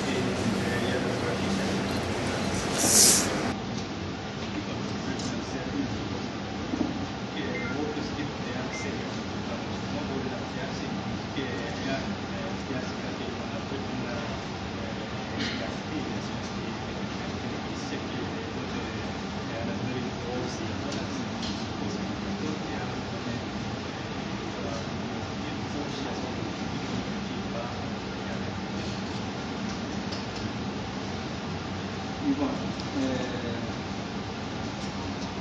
η κάθε εικόνα που κάνουμε πρέπει να γίνει πρώτα με τη γνώση των κανόνων, όπως είπαμε, έτσι. Είναι σαν να θέλει να γράψεις ένα βιβλίο, αλλά δεν ξέρεις πράγματα. Έτσι, πρέπει λοιπόν να μάθεις πώς πρέπει να το γραφήσεις. Αυτό είναι ένα βασικό στάδιο. 예, 이제 가장 기본적인 것은 아까도 말씀하셨다시피 우리가 한 예로 하나 책을 쓰려고 하는데 글자를 몰라요. 그럼 책을 쓸 수가 없죠. 예, 쓰려고 하는지 뭔지 그 책에 있어서 우리가 책을 쓸 수 없이 바로 그 성화를 이제 제작하는 데 있어서는 성화를 어떻게 제작해야 될지 아까도 말씀드린 상식적 언어라든가 그런 의미, 그런 그 가르침을 알아야지만이 우리 성화를 제작할 수 있다. 이것이 첫 번째입니다. Και το ίδιο ισχύει και για αυτόν που βλέπει την εικόνα. Πρέπει να ξέρει τη γλώσσα τη συμβολική. Είναι σαν να υπάρχει ένα βιβλίο μπροστά μου, εγώ δεν ξέρω κινέζικα. Αν είναι γραμμένο στα κινέζικα, για μένα είναι ένα άχρηστο βιβλίο. Έτσι είναι και μια εικόνα αν εγώ δεν ξέρω τη συμβολική αυτή γλώσσα. 그리고 마찬가지로 또 성화를 보는 사람들도 그 성화에 이제 표현되어 있는 그 상징적 언어를 알아야지만 또 정확하게 또 확실하게 그 성화가 무엇을 전달할지 알 수 있어요. 한 예로 여기 이제 그 중국어를 만약에 쓰여져 있다. 중국어 책이 있다 그러는데 우리가 중국어를 모르면은 이 책은 저희들한테 아무 의미가 없는 것입니다. 어떤 의미가 있는지 모릅니다. Λοιπόν, τώρα όσον αφορά ποιος μπορεί να ζωγραφίσει αυτό το πράγμα. Γιατί μένει τη θεωρία μπορεί να τη μάθει κάποιος εύκολα, αλλά δεν είναι εύκολο να ζωγραφίσει ο καθένας. Δεν μπορεί ένας μουσουλμάνος να ζωγραφίσει το Χριστό και να πάρουμε την εικόνα αυτή και να την χρησιμοποιήσουμε. Πρέπει εμείς τις εικόνες τις κάνουμε με προσευχή, με μυστία, με Υπάρχει μια ολόκληρη διαδικασία για να γίνει μια εικόνα. 그러면 지금 누가 또 이제 성화를 제작할 수 있느냐 어떤 그런 의미가 되는데 이 성화를 제작하는 것이 단순하지는 않아요 사실 기법적인 것도 그렇고 어떤 예술적인 면에도 그런데 그 가르침에 있어서는 더하고요. 그래서 한 예로 한 이슬람 교도가 이 성화를 제작해서 예수님은 이제 성화를 제대로 그 그린 법을 안 적어서 제대로 되지가 않아요. 표현할 수도 없고 또 이제 그것을 이제 우리가 사용되지도 않는데 그 성화를 제작할 때 성화 제작가들은 이제 그 초대 처음 시작하는 분들도 있지만은 금식과 기도와 예배 생활을 통해서 준비를 하고 또 이제 거의 성화를 제작하는 겁니다. 그래서 그 전통적으로 보면은 그 성화가 많이 제작되는 곳이 그 수도원에서 그 수도사들에 의해서 많이 제작이 됩니다. Λοιπόν, εμείς εδώ στην Κορέα έχουμε, αυτή είναι η πρώτη βιογράφος Κορεάτισσα και έχουμε και μια σχολή εδώ που διδάσκουμε αγιογραφία σε όποιους θέλουν να μάθουν βιογραφία. 그래서 지금 아까도 말씀드렸듯이 지금 현재 한국에는 이제 그 성화 작가분이 이제 한 분 계세요. 정식으로 정교회 성화 작가. 그리스에서 한 9년, 10년 계시면서 그 성화에 대해서 배우시면서 그 성화를 지금 제작하고 계시고 그래서 그분이 지금 몇몇 원하는 사람들을 해서 지금 이제 또 성화를 이제 가르치고 있는 지금 상황입니다.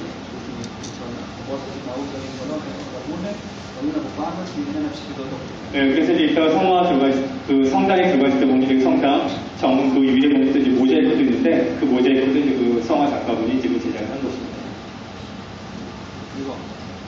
잠깐만 저쪽 이제 다른 분들도 질문 있으니까 이제 다른 분들도 예. 시간이 많이 지나서 위에 올라가서 아이들끼리 질문이 좀 나중에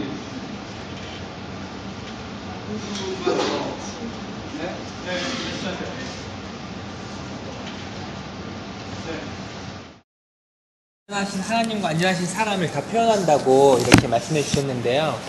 제가 알기로는 콥틱교도 이제 오소독스 종교에 해당이 단성론자들 같은 경우에는 이콘을 어떻게 하는지.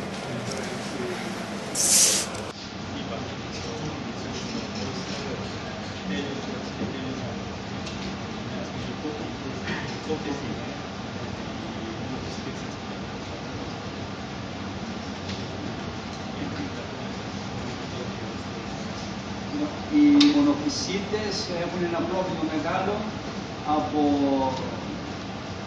την αρχαία εποχή, γι' αυτό και υπάρχει μια διαφορά μεταξύ της Ορθόδοξης Εκκλησίας που βρισκόσαστε με την Ορθόδοξη Εκκλησία που ονομάζεται η Κόπτικη και η Αιθιοπιανή και οι άλλες εκκλησίες, αυτές που είναι προχαλκιδόνες.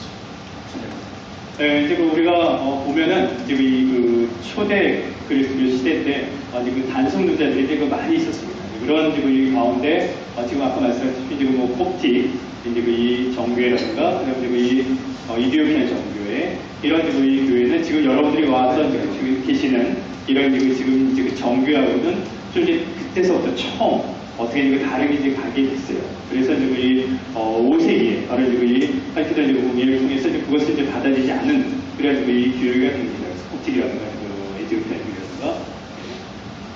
Και το πρόβλημα φαίνεται αυτό και στην τέχνη τους. Θα δείτε δηλαδή ότι περισσότερο ζωγραφίζουν την Παναγία και Αγίους και φοβούνται να ζωγραφίζουν τον Χριστό. Γιατί είναι ακριβώς αυτό, δεν μπορούν να εξηγήσουν την ανθρώπινη φύση. 그래서 지금 이 콥틱 정교회라든가 그런 데서 지금 이 성화를 표현하는 거 보면은 성모님이라든가 그다음에 그 사도들 무슨 성인들은 많이 표현하지만은 예수님은 거의 잘 표현하지 않아요. 왜냐하면 바로 그런 예수님의 그런 그 인성의 모습을 어떻게 표현할지 제대로 표현하는 데서 굉장히 조심성 있게 이제 좀 두려워하는 모습도 있고 그래서 이거 잘 표현되고 있지 않습니다.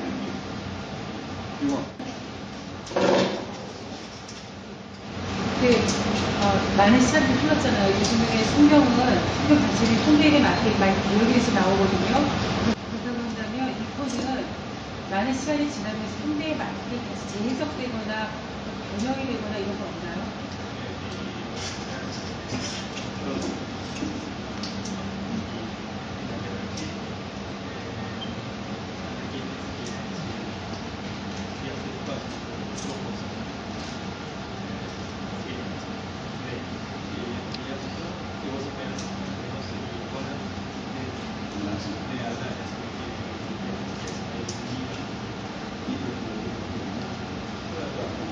일단 먼저 한 가지 여쭤보고 싶은데요. 그 성서가 재해석해서 나온다는 것은 어떤 건가요? 내용 변함이 없는데 네. 우리가 이해하기 쉽게 구원을 갖다 현대어로 바꿔서 한다든가 이런 아, 그 한국에서 이제 그 번역상에서 이제 얘기하신 거죠?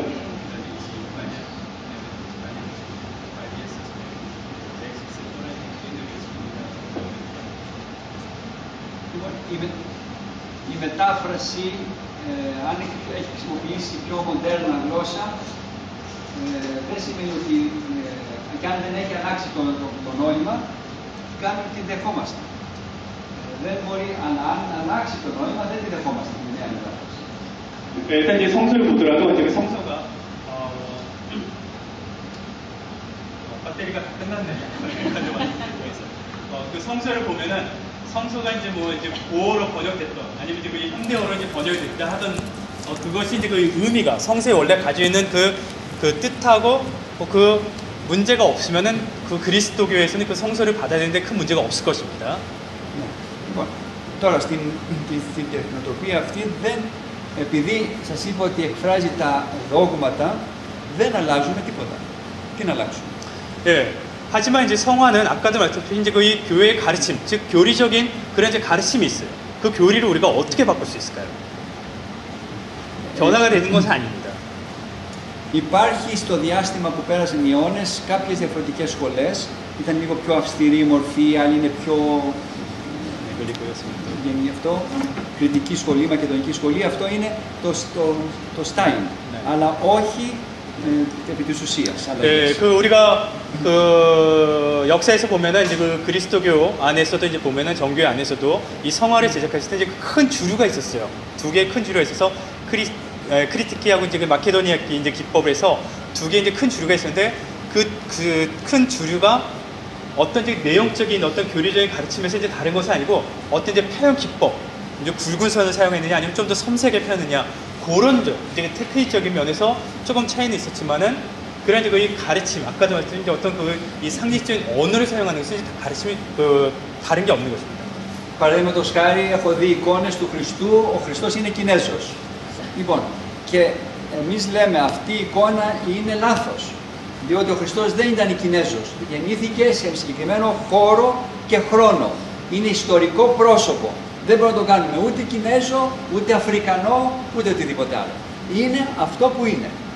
네, 그래서 이제 그 보면은 이제 우리가 보면 이제 예수 그리스도를 표현할 때 뭐 중국 사람처럼 동양 사람처럼 또 이제 그 검은 피부에 이제 그 예수님 이렇게 표현하는데 정교에서는 그렇게 표현이 되지가 않습니다. 왜냐하면 이제 예수님이라는 분은 아까도 말씀드린 그 완전한 사람으로 이 세상에서 인류 역사에서 현존했던 사람입니다. 그렇기 때문에 예수님이 이제 그 뭐 어느 나라 가면 이제 그 얼굴이 바뀌고 다른 나라 가면 얼굴이 바뀌게 되지 않고 바로 한 지역에서 실제로 이제 그 탄생했던 한 사람입니다. 네. Εμένα παραδείγματος χάρη μπορεί να με ζωγραφίσει, να κάνει μια προσωπογραφία μου κάποιος και να με κάνει Αφρικανό. Δεν θα είμαι εγώ. Έτσι και ο Χριστός ήταν ιστορικό πρόσωπο και πρέπει να σεβόμαστε την ιστορία. 네, 그래서 이제 뭐 만약에 가령 지금 이제 그 대주님께서 이제 본인 그 당신 자신을 직접 비유했는데 만약에 누군가가 이렇게 이제 모습을 이제 그 그림을 그리는데 추상을 그리는데 아프리카 사람처럼 막 검은 피부를 이렇게 그렸다 그러면은 그것은 대주님이라고 우리 이제 볼 수도 없고 대주님 자신도 이것을 내 추상화라고 이제 거의 인정하지도 못할 것입니다. 그렇듯이 이제 그 예수님께서는 바로 이제 그 팔레스타인 지역에서 거기서 이제 인류 역사에서 이제 현존했던 그 탄생했던 분으로서 그것은 이제 우리가 그 존중해서 이제 평이 되는 것이죠.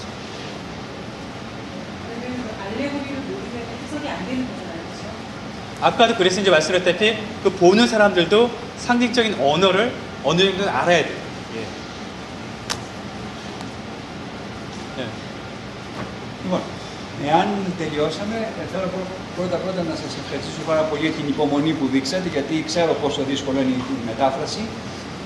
Και δεύτερον, θα σας ευχαριστήσω πολύ για τις πολύ καλές ερωτήσεις που κάνετε. 네, 그래서 지금 다른 질문이 없으시고 이제 시간적으로 저희 시간 지금 시험인데 이런 오랜 시간 동안 인내를 가지고서 이걸 참아 주시고 이렇게 들어주셔서 감사한데 이 통역이 있다 보니까는 이게 좀 여러분들이 더 지루했을 거예요. 근데 이렇게 이제 잘 참아주셔서 감사하고요. 그리고 이제 아주 좋은 질문들을 해주셔서 또 감사합니다. 수고하셨습니다.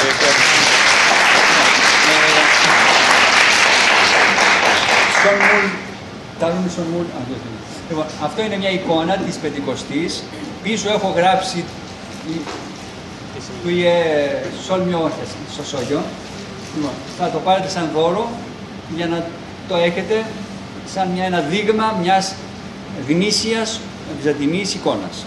지금 여러분들이 이 시간 통해서 이제 성화에 대해서 이제 배울 수 있으니까 이제 그 한 선물로서 이제 그 종교에 대한 이제 그 소개 책자하고 이제 팜플렛 그리고 이제 여기 특별히 성화를 이제 하나 드릴 겁니다. 이제 그 성령 강림 이제 오순절 성화인데 이제 그 어떤 의미가 있는지 이걸 한번 보시면은 여기서 무엇을 나타내는지는 이제 그 아까 설명드렸다시피 그것을 알 수 있을 거예요. 한번 보시면서 네네 여기서 이제 아까 말씀드린 상징적인 언어들 요 사이는 왜 비어 있고 여기는 어떤 자리고 뭐 이런 것들이 그 이걸 통해서 알 수 있을 거예요. 그래서 이제 보시면서 이 정교의 어떤 이제 그 성화를 한번 이제 간직하셔서 이제 보시는 것도 좋을 것 같습니다. 그래서 하나씩 네, 그래서 한 번씩 나오셔서 대중이 직접 예 이렇게 이제 그 전달해 주실 분들이 한 번씩 나오시면은 한 번씩 나오셔서 받아가세요.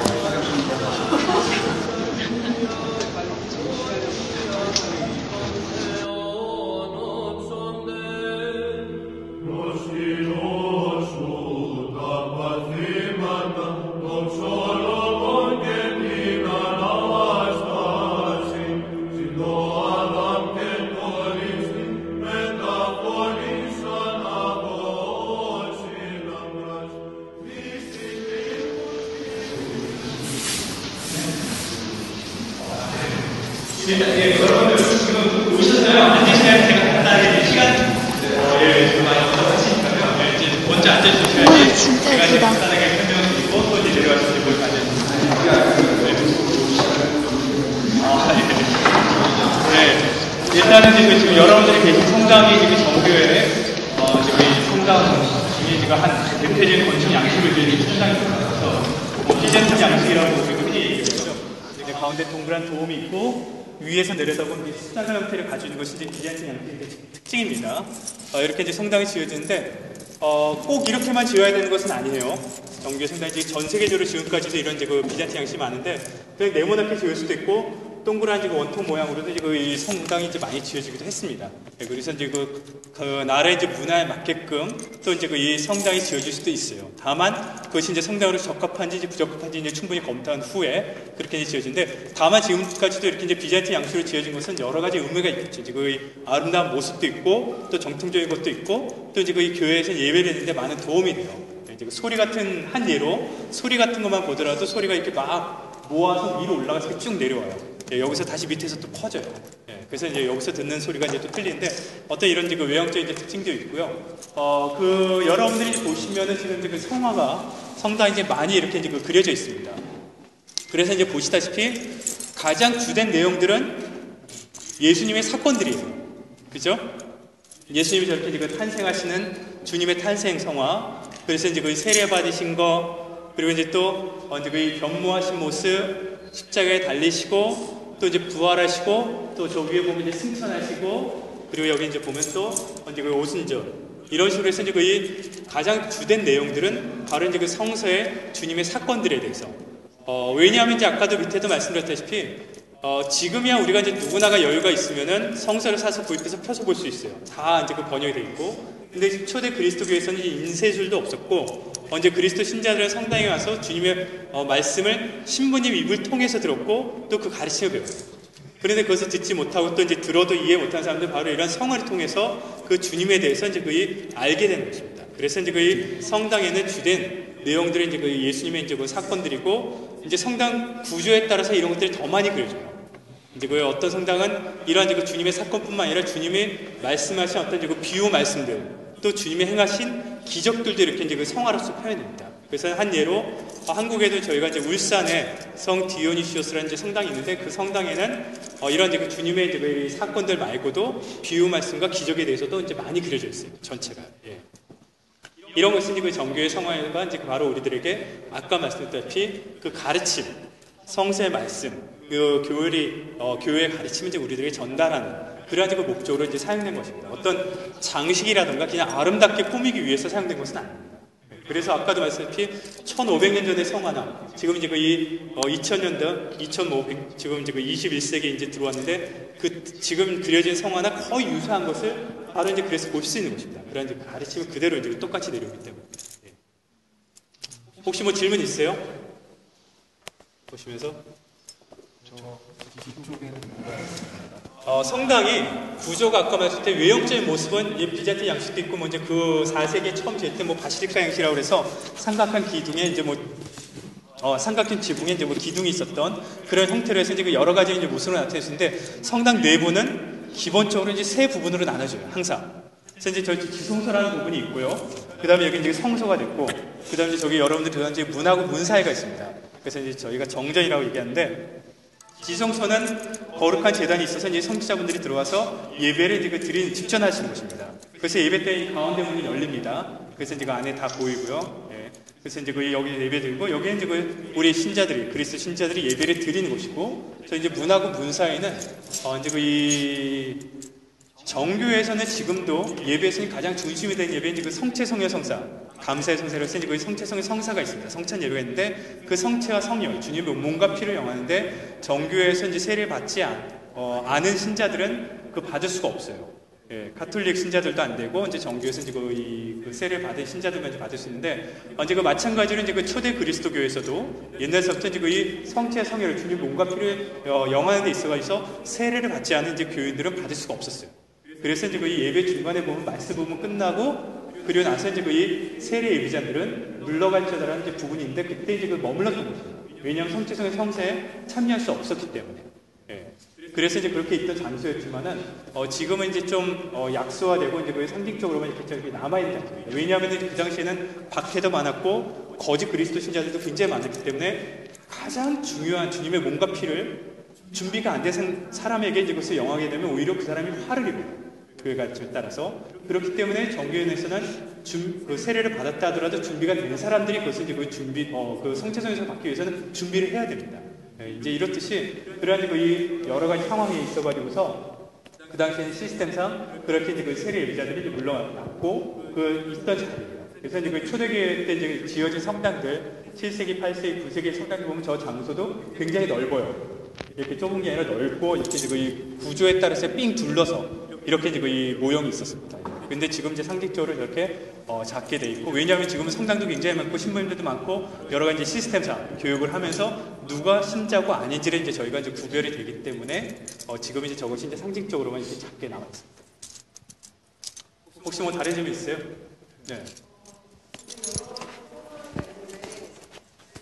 바로 정면에 보이는 게 저 성화인가요? 성모 마리아 성화 말씀하신 거예요?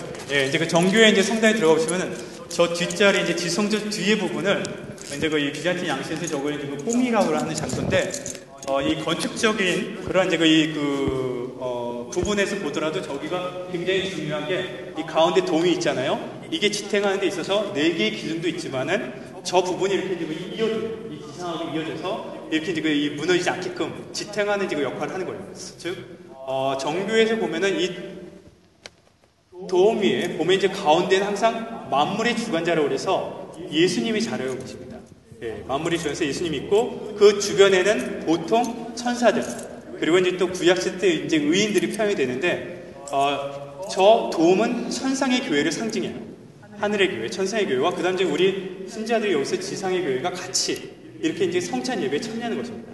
예, 그래서 같이 예배를 드리는 데 있어가지고서 바로 이제 그 성모님께서는 아까도 말씀드렸다시피 하느님을 낳으신, 예수님을 낳으신 분으로서 우리 사람들이 하늘나라로 올라갈 수 있도록 사다리 역할을 하신 분이에요.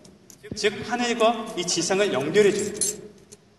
바로 이제 그래서 저 건축학적으로 저기 이제 연결된 바로 이제 이 돔과 이 땅을 연결시켜주는 저 이제 뒤편 자리에 성모님이 이렇게 이제 이 자리를 하는데 저기서는 제가 아까도 이제 밑에서 이제 그 대주님이 말씀하셨다시피 성모님이 중심이 되는 것은 아니에요. 항상 예수님이 중심입니다.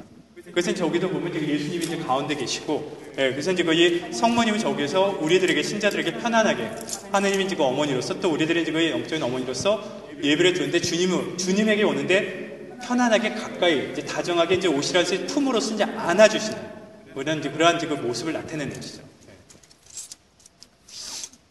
또 다른 점이 있으세요? 교회에서만 있는 양식인가요? 아니면 성당이나 이런 데? 일단 이런 이제 모습은 이제 초대교회에서부터 이제 시작됐고 계속 있었어요. 그리고 이제 천주교에서도 보면은 지금은 이제 거기에는 이렇게 이제 이 지성소 이제 이 성소를 이제 나누는 어떤 이제 이런 성화대가 없어요. 근데 눈에 보이지 않는데 거기 가보시면 이렇게 조그맣게 돼 있는 거 있어요. 예. 그런 것이 있어서 이거는 처음부터 이렇게 그 교회에서 이제 내려온 것입니다. 지성소와 그다음에 성소를 구분해서 이제 그 구약에도 어떻게 보면 이제 그 성전을 어떻게 지으라고 하나님께서 이제 그 직접 가르쳐 준 건데 그것을 토대로 해서 이제 초대교회에서도 이제 성당을 짓기 시작했고 그런 이제 이 전통이 내려온 것입니다.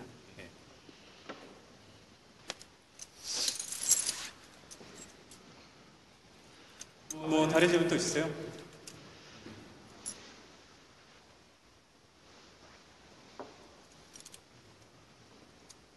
그래서 이제 이 성화를 이제 여러분들이 보시면은 이제 이 성화에는 아까도 말씀드렸다시피 이제 그 성서의 이제 가르침에 그 교리적인 말씀들이 많이 포함되어 있어요. 그래서 이제 그것을 뭐 나중에 기회가 되면 이제 또 그리고리스 이제 선생님하고도 이제 또 얘기를 이제 들으시겠지만 지금 제가 한두 가지만 이렇게 더 말씀드리면은 먼저 예수님 탄생 성화를 볼게요. 그 예수님 탄생 성화를 보면은 지금 현재 우리가 이제 이 성탄절이 다가오면은 뭐 천주교나 이제 서방에서 이제 그 크리스마스 카드로 여러 가지 이제 성화가 나올 거예요. 그래서 이제 뭐 성가정이라고 해서 이거 예수님, 요셉 그리고 이제 성모 마리아가 가정하게 있는 그런 이제 이 모습이 이제 카드로도 나오는데 이제 정교의 성화를 보면은 그 이제 성서의 말씀대로 이제 이 예수님께서 이제 동굴 마국간에서 이렇게 탄생하셔서 이렇게 이제 이 동굴 마국간이 이제 표현되고 그리고 이제 이 성화의 중심에는 이제 그 주님이 있고 그 다음에 이제 그 옆에 이제 그 성모 마리아가 있죠. 그리고 이제 보면은 요셉이 어디 있어요? 많이 떨어져 있죠. 네, 이것은 이제 이 왼쪽에 이제 떨어져 있는데 그리고 이제 또 그 예수님이 탄생하는 데 있어서 굉장히 근심한 그런 이제 뭔가 이제 고민이 있는 그런 이제 표현인데 저것은 뭐냐면 바로 첫째는 예수님이 탄생하는데 요셉은 직접적인 관계가 없어요. 여러분도 아시다시피 이제 그 예수님은 성령에 의해서 성모님에게 잉태되셨고 또 초자연적인 방법으로 현재 출산되십니다. 그래서 이제 그 요셉과 이제 직접적인 어떤 관계가 없는 것이고 그러면서 이제 이 요셉은 성서의 말씀대로 어떻게 처녀가 잉태할 수 있느냐라고 하면서 남모르게 의로운 사람이었기 때문에 이제 그 당시 이제 율법이 굉장히 이제 이 엄격했습니다. 그래서 처녀가 그렇게 잉태하면은 이제 굉장히 뭐 돌로 쳐 맞는 어떤 그런 형벌도 받고 하는 굉장히 이제 엄격했기 때문에 그런 것을 이제 면하기 위해서 이제 거의 남모르게 이렇게 이제 헤어지려고 하는 그런 이제 근심한 그런 이제 모습이 그대로 나타나요. 그리고 이제 원래는 저 성화 앞에 어떤 이제 할아버지 노인의 모습이 있어요. 여기 이제 좀 표현이 안 됐는데, 그런 이제 할아버지 노인의 모습은 이제 바로 사탄이 그런 이제 그 생각을 이제 집어넣는 거예요. 예. 그런 이제 요셉한테 그렇게 헤어지라는 이제 생각을 집어넣는데, 어떤 그런 이제 모습대로 표현되고, 이제 그 천사들이 지극히 높으신 하나님께 영광이요 땅에서 평화라고 이제 찬양하는 거, 그 다음에 천자들이 처음으로 이 주님의 탄생을 목자들에게 또 전달하는 거, 그리고 이제 동방박사가 이렇게 이제 거의 찾아오는 거. 그래서 이런 이제 그 성서의 이제 그 주님의 탄생에 관련된 그런 그 내용들이 이렇게 이제 성화로서 표현해 있습니다. 네. 이제 보면은 여기서 이제 좀 더 교리적으로 들어가면은 예수님이 탄생해서 지금 어디에 누워 계세요? 네? 네. 성서에는 어디에 누우셨다고 그랬죠? 네, 많이 교회라고 그랬죠. 근데 저기 보면은 교회가 아니라 돌관이에요. 그리고 예수님의 모습이 어떻게 되어 있어요? 미라처럼 이렇게 수위에 쌓여져 있죠. 저것은 뭐냐면은 바로 이제 주님이 탄생하면서부터 나중에 스스로 자발적인 그 순환을 당하셔서 그 돌아가실 것까지도 암시라는 것입니다. 처음 탄생부터 인간을 위해서, 인간 구원을 위해서 이 세상에 오시면서 이렇게 희생될 것을 벌써 이것도 암시라는 것이 이제 저기서 이제 성화에서 표현됩니다. 이런 이제 이 신학적인 교리적인 가르침이 이제 이 성화에 이제 담겨져 있는 거죠. 네. 저희가 좀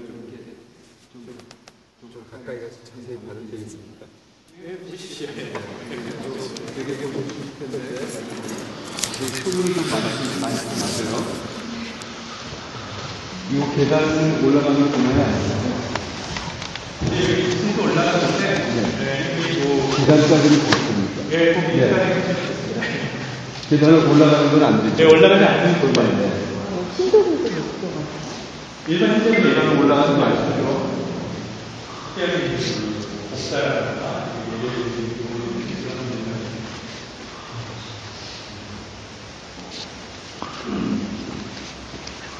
여기서 가장 오래된 그림이 어떤 지금 여기 성화에는 오래된 것이 왼쪽하고 오른쪽에 이게 이제 성화예요.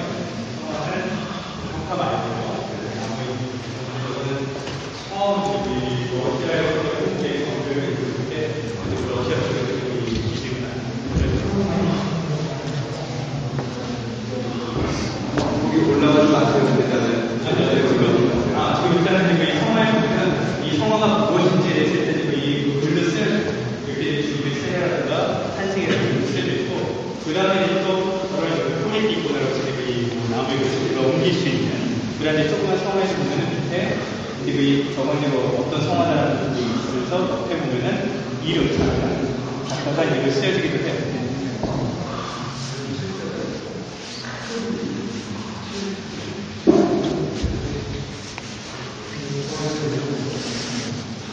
아까도 말씀드렸다시피 예수님은 어떤 사람을 모델로 세우지 않았어요. 그래서 인종이 지금은 아까도 말씀드린 팔레스타인 지역에서 태어나셨지만은 하늘과 땅의 중간 단계의 불안해고 모습으로 표현됐어요. 성화는.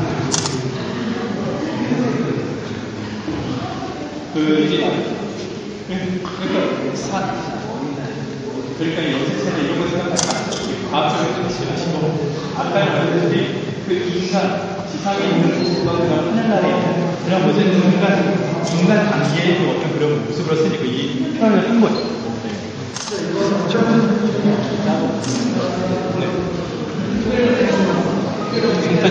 풍탄절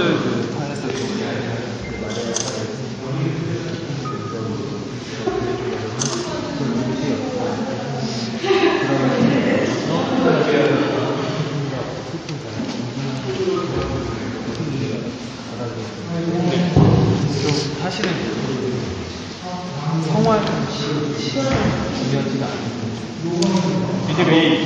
그 성화의 표현은 여러 가지 표현이 있는데, 보시다시피 그 주님의 탄생에 관련된 있는 성화가 그 내용이 다 들어가는 거예요. 되도록이면. 그래서 사실 동방박사가 예수님께 경배하러 오는데 탄생한 그날을 온 것은 아니거든요.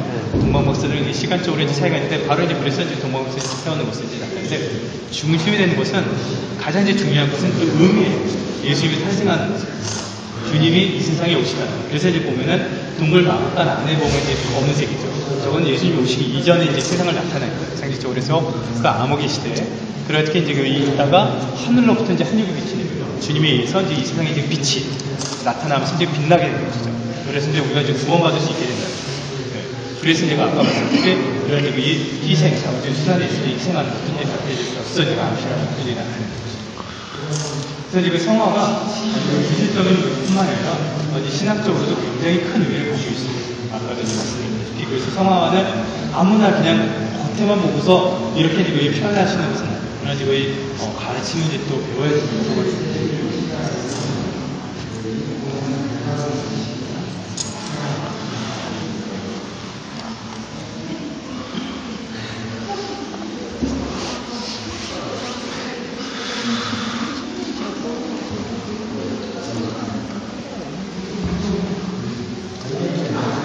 그래서 아까 말씀드렸는데 간혹 보면은 성화의 개인 작가분들이 조금 다르게 잘못 표현하는 경우가 가끔 있어요. 그래서 저기 주님의 변모에서 보면은 베드로 사도가 약간 옆모습을 나타내는 경우도 있는데, 저것은 잘못 표현된 것이 그 다음에 적극 표현 성문이라든가 기법의 비자된 성화는 좀 달라요. 왜냐하면 옛날에 17, 18세기 때 19세기 초까지 한때 서구 유럽의 성화 작가들이 이 서구 유럽에 어떤 예술의 영향을 많이 받아요. 잘못해서 사실주의에서 맞아 사실주의 제가 그게 자연주의 표현이라고 잘했는데 사실주의적인 그런 표현하다 보니까는 그런 잘못된 표현할 때가 잠깐 있었어요.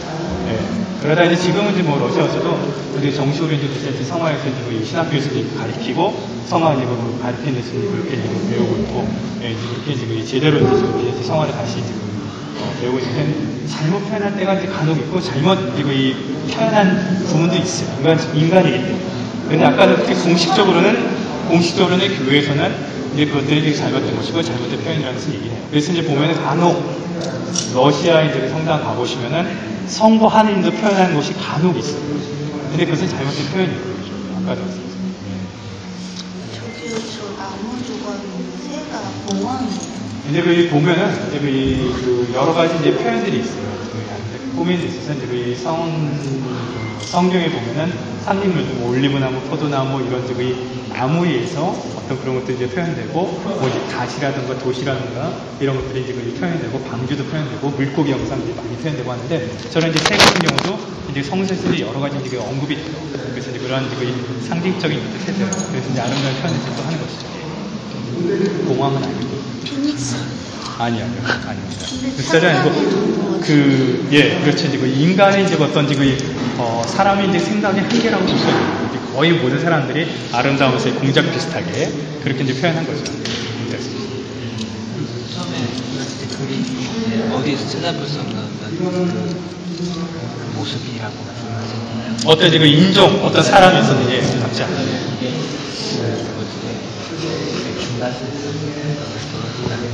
머무는 그 모습. 그러니까 이제 그거는 정확히 몰라요, 저희가. 그 돌아가신 후에 어떻게 이제 그 모습이 표현되는지 모르지만은 그래서 이제 성화 작가들은 바로 이런 이제 그 노력을 하신 거예요. 그래서 이런 이제 표현을 하신 건데 꼭 그것이다라고는 얘기할 수 없어요. 이제 다만 표현을 그렇게 한 것이죠. 그런 되도록이면 이제 그렇게 그 하늘과 이 지상의 이제 그 중간 상태의 이제 모습을 표현하려고 노력했던 거죠. 저는 지상에 머무는 사람이 똑같은 모습도 아니고 또 완전히 하늘에 올라가 있는 천국에 들어가 있는 어떤 그런 그 모습도 아니고 그런 그 상태로서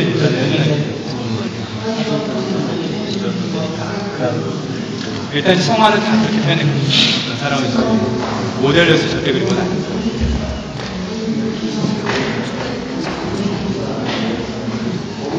네?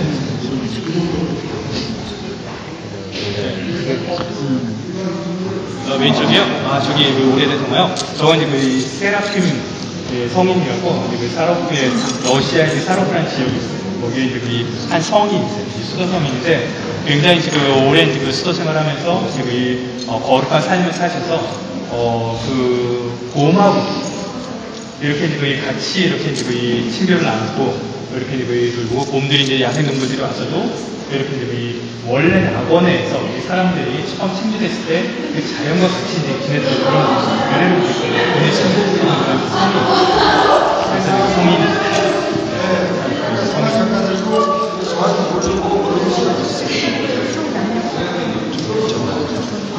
이제 그 주님께서 이제 십자가에 달리셨을 때, 그 다음에 돌아가셨을 때 보면은 사실 이 태양과 달도, 그거에서 이제 그 놀래시면서, 이제 그 갑자기 빛이 있고, 태양의 빛이 있고, 지진이 일어나고, 그런 되게 그래서 이제 자연도 놀라는 거죠. 자연과 그래서 주님의 이제 십자가에 달리셨는데요. 아니, 그 달과, 이 태양과 달을 나타내요. 그리스도가 쓰는 그 천주교에 보면은 가끔씩 성부 하나님 그리는 경우가 있잖아요. 네. 뭐 예를 들어서 바티칸시티에 있는 시스틴 셰플 그 천장화에 보면은 거기에 성부 하나님 그려져 있고 그런 거는 천주교에서 네, 아까 말씀드렸다시피 이제 저희 쪽에서도 이제 그 간혹 잘못 이해해가지고서 성부 하나님을 표현한 사람들이 있어요. 그것은 이제 잘못된 거죠. 종교에 대해서도 이제 그렇게 표현됐다면 그 의견을 잘못된 거죠.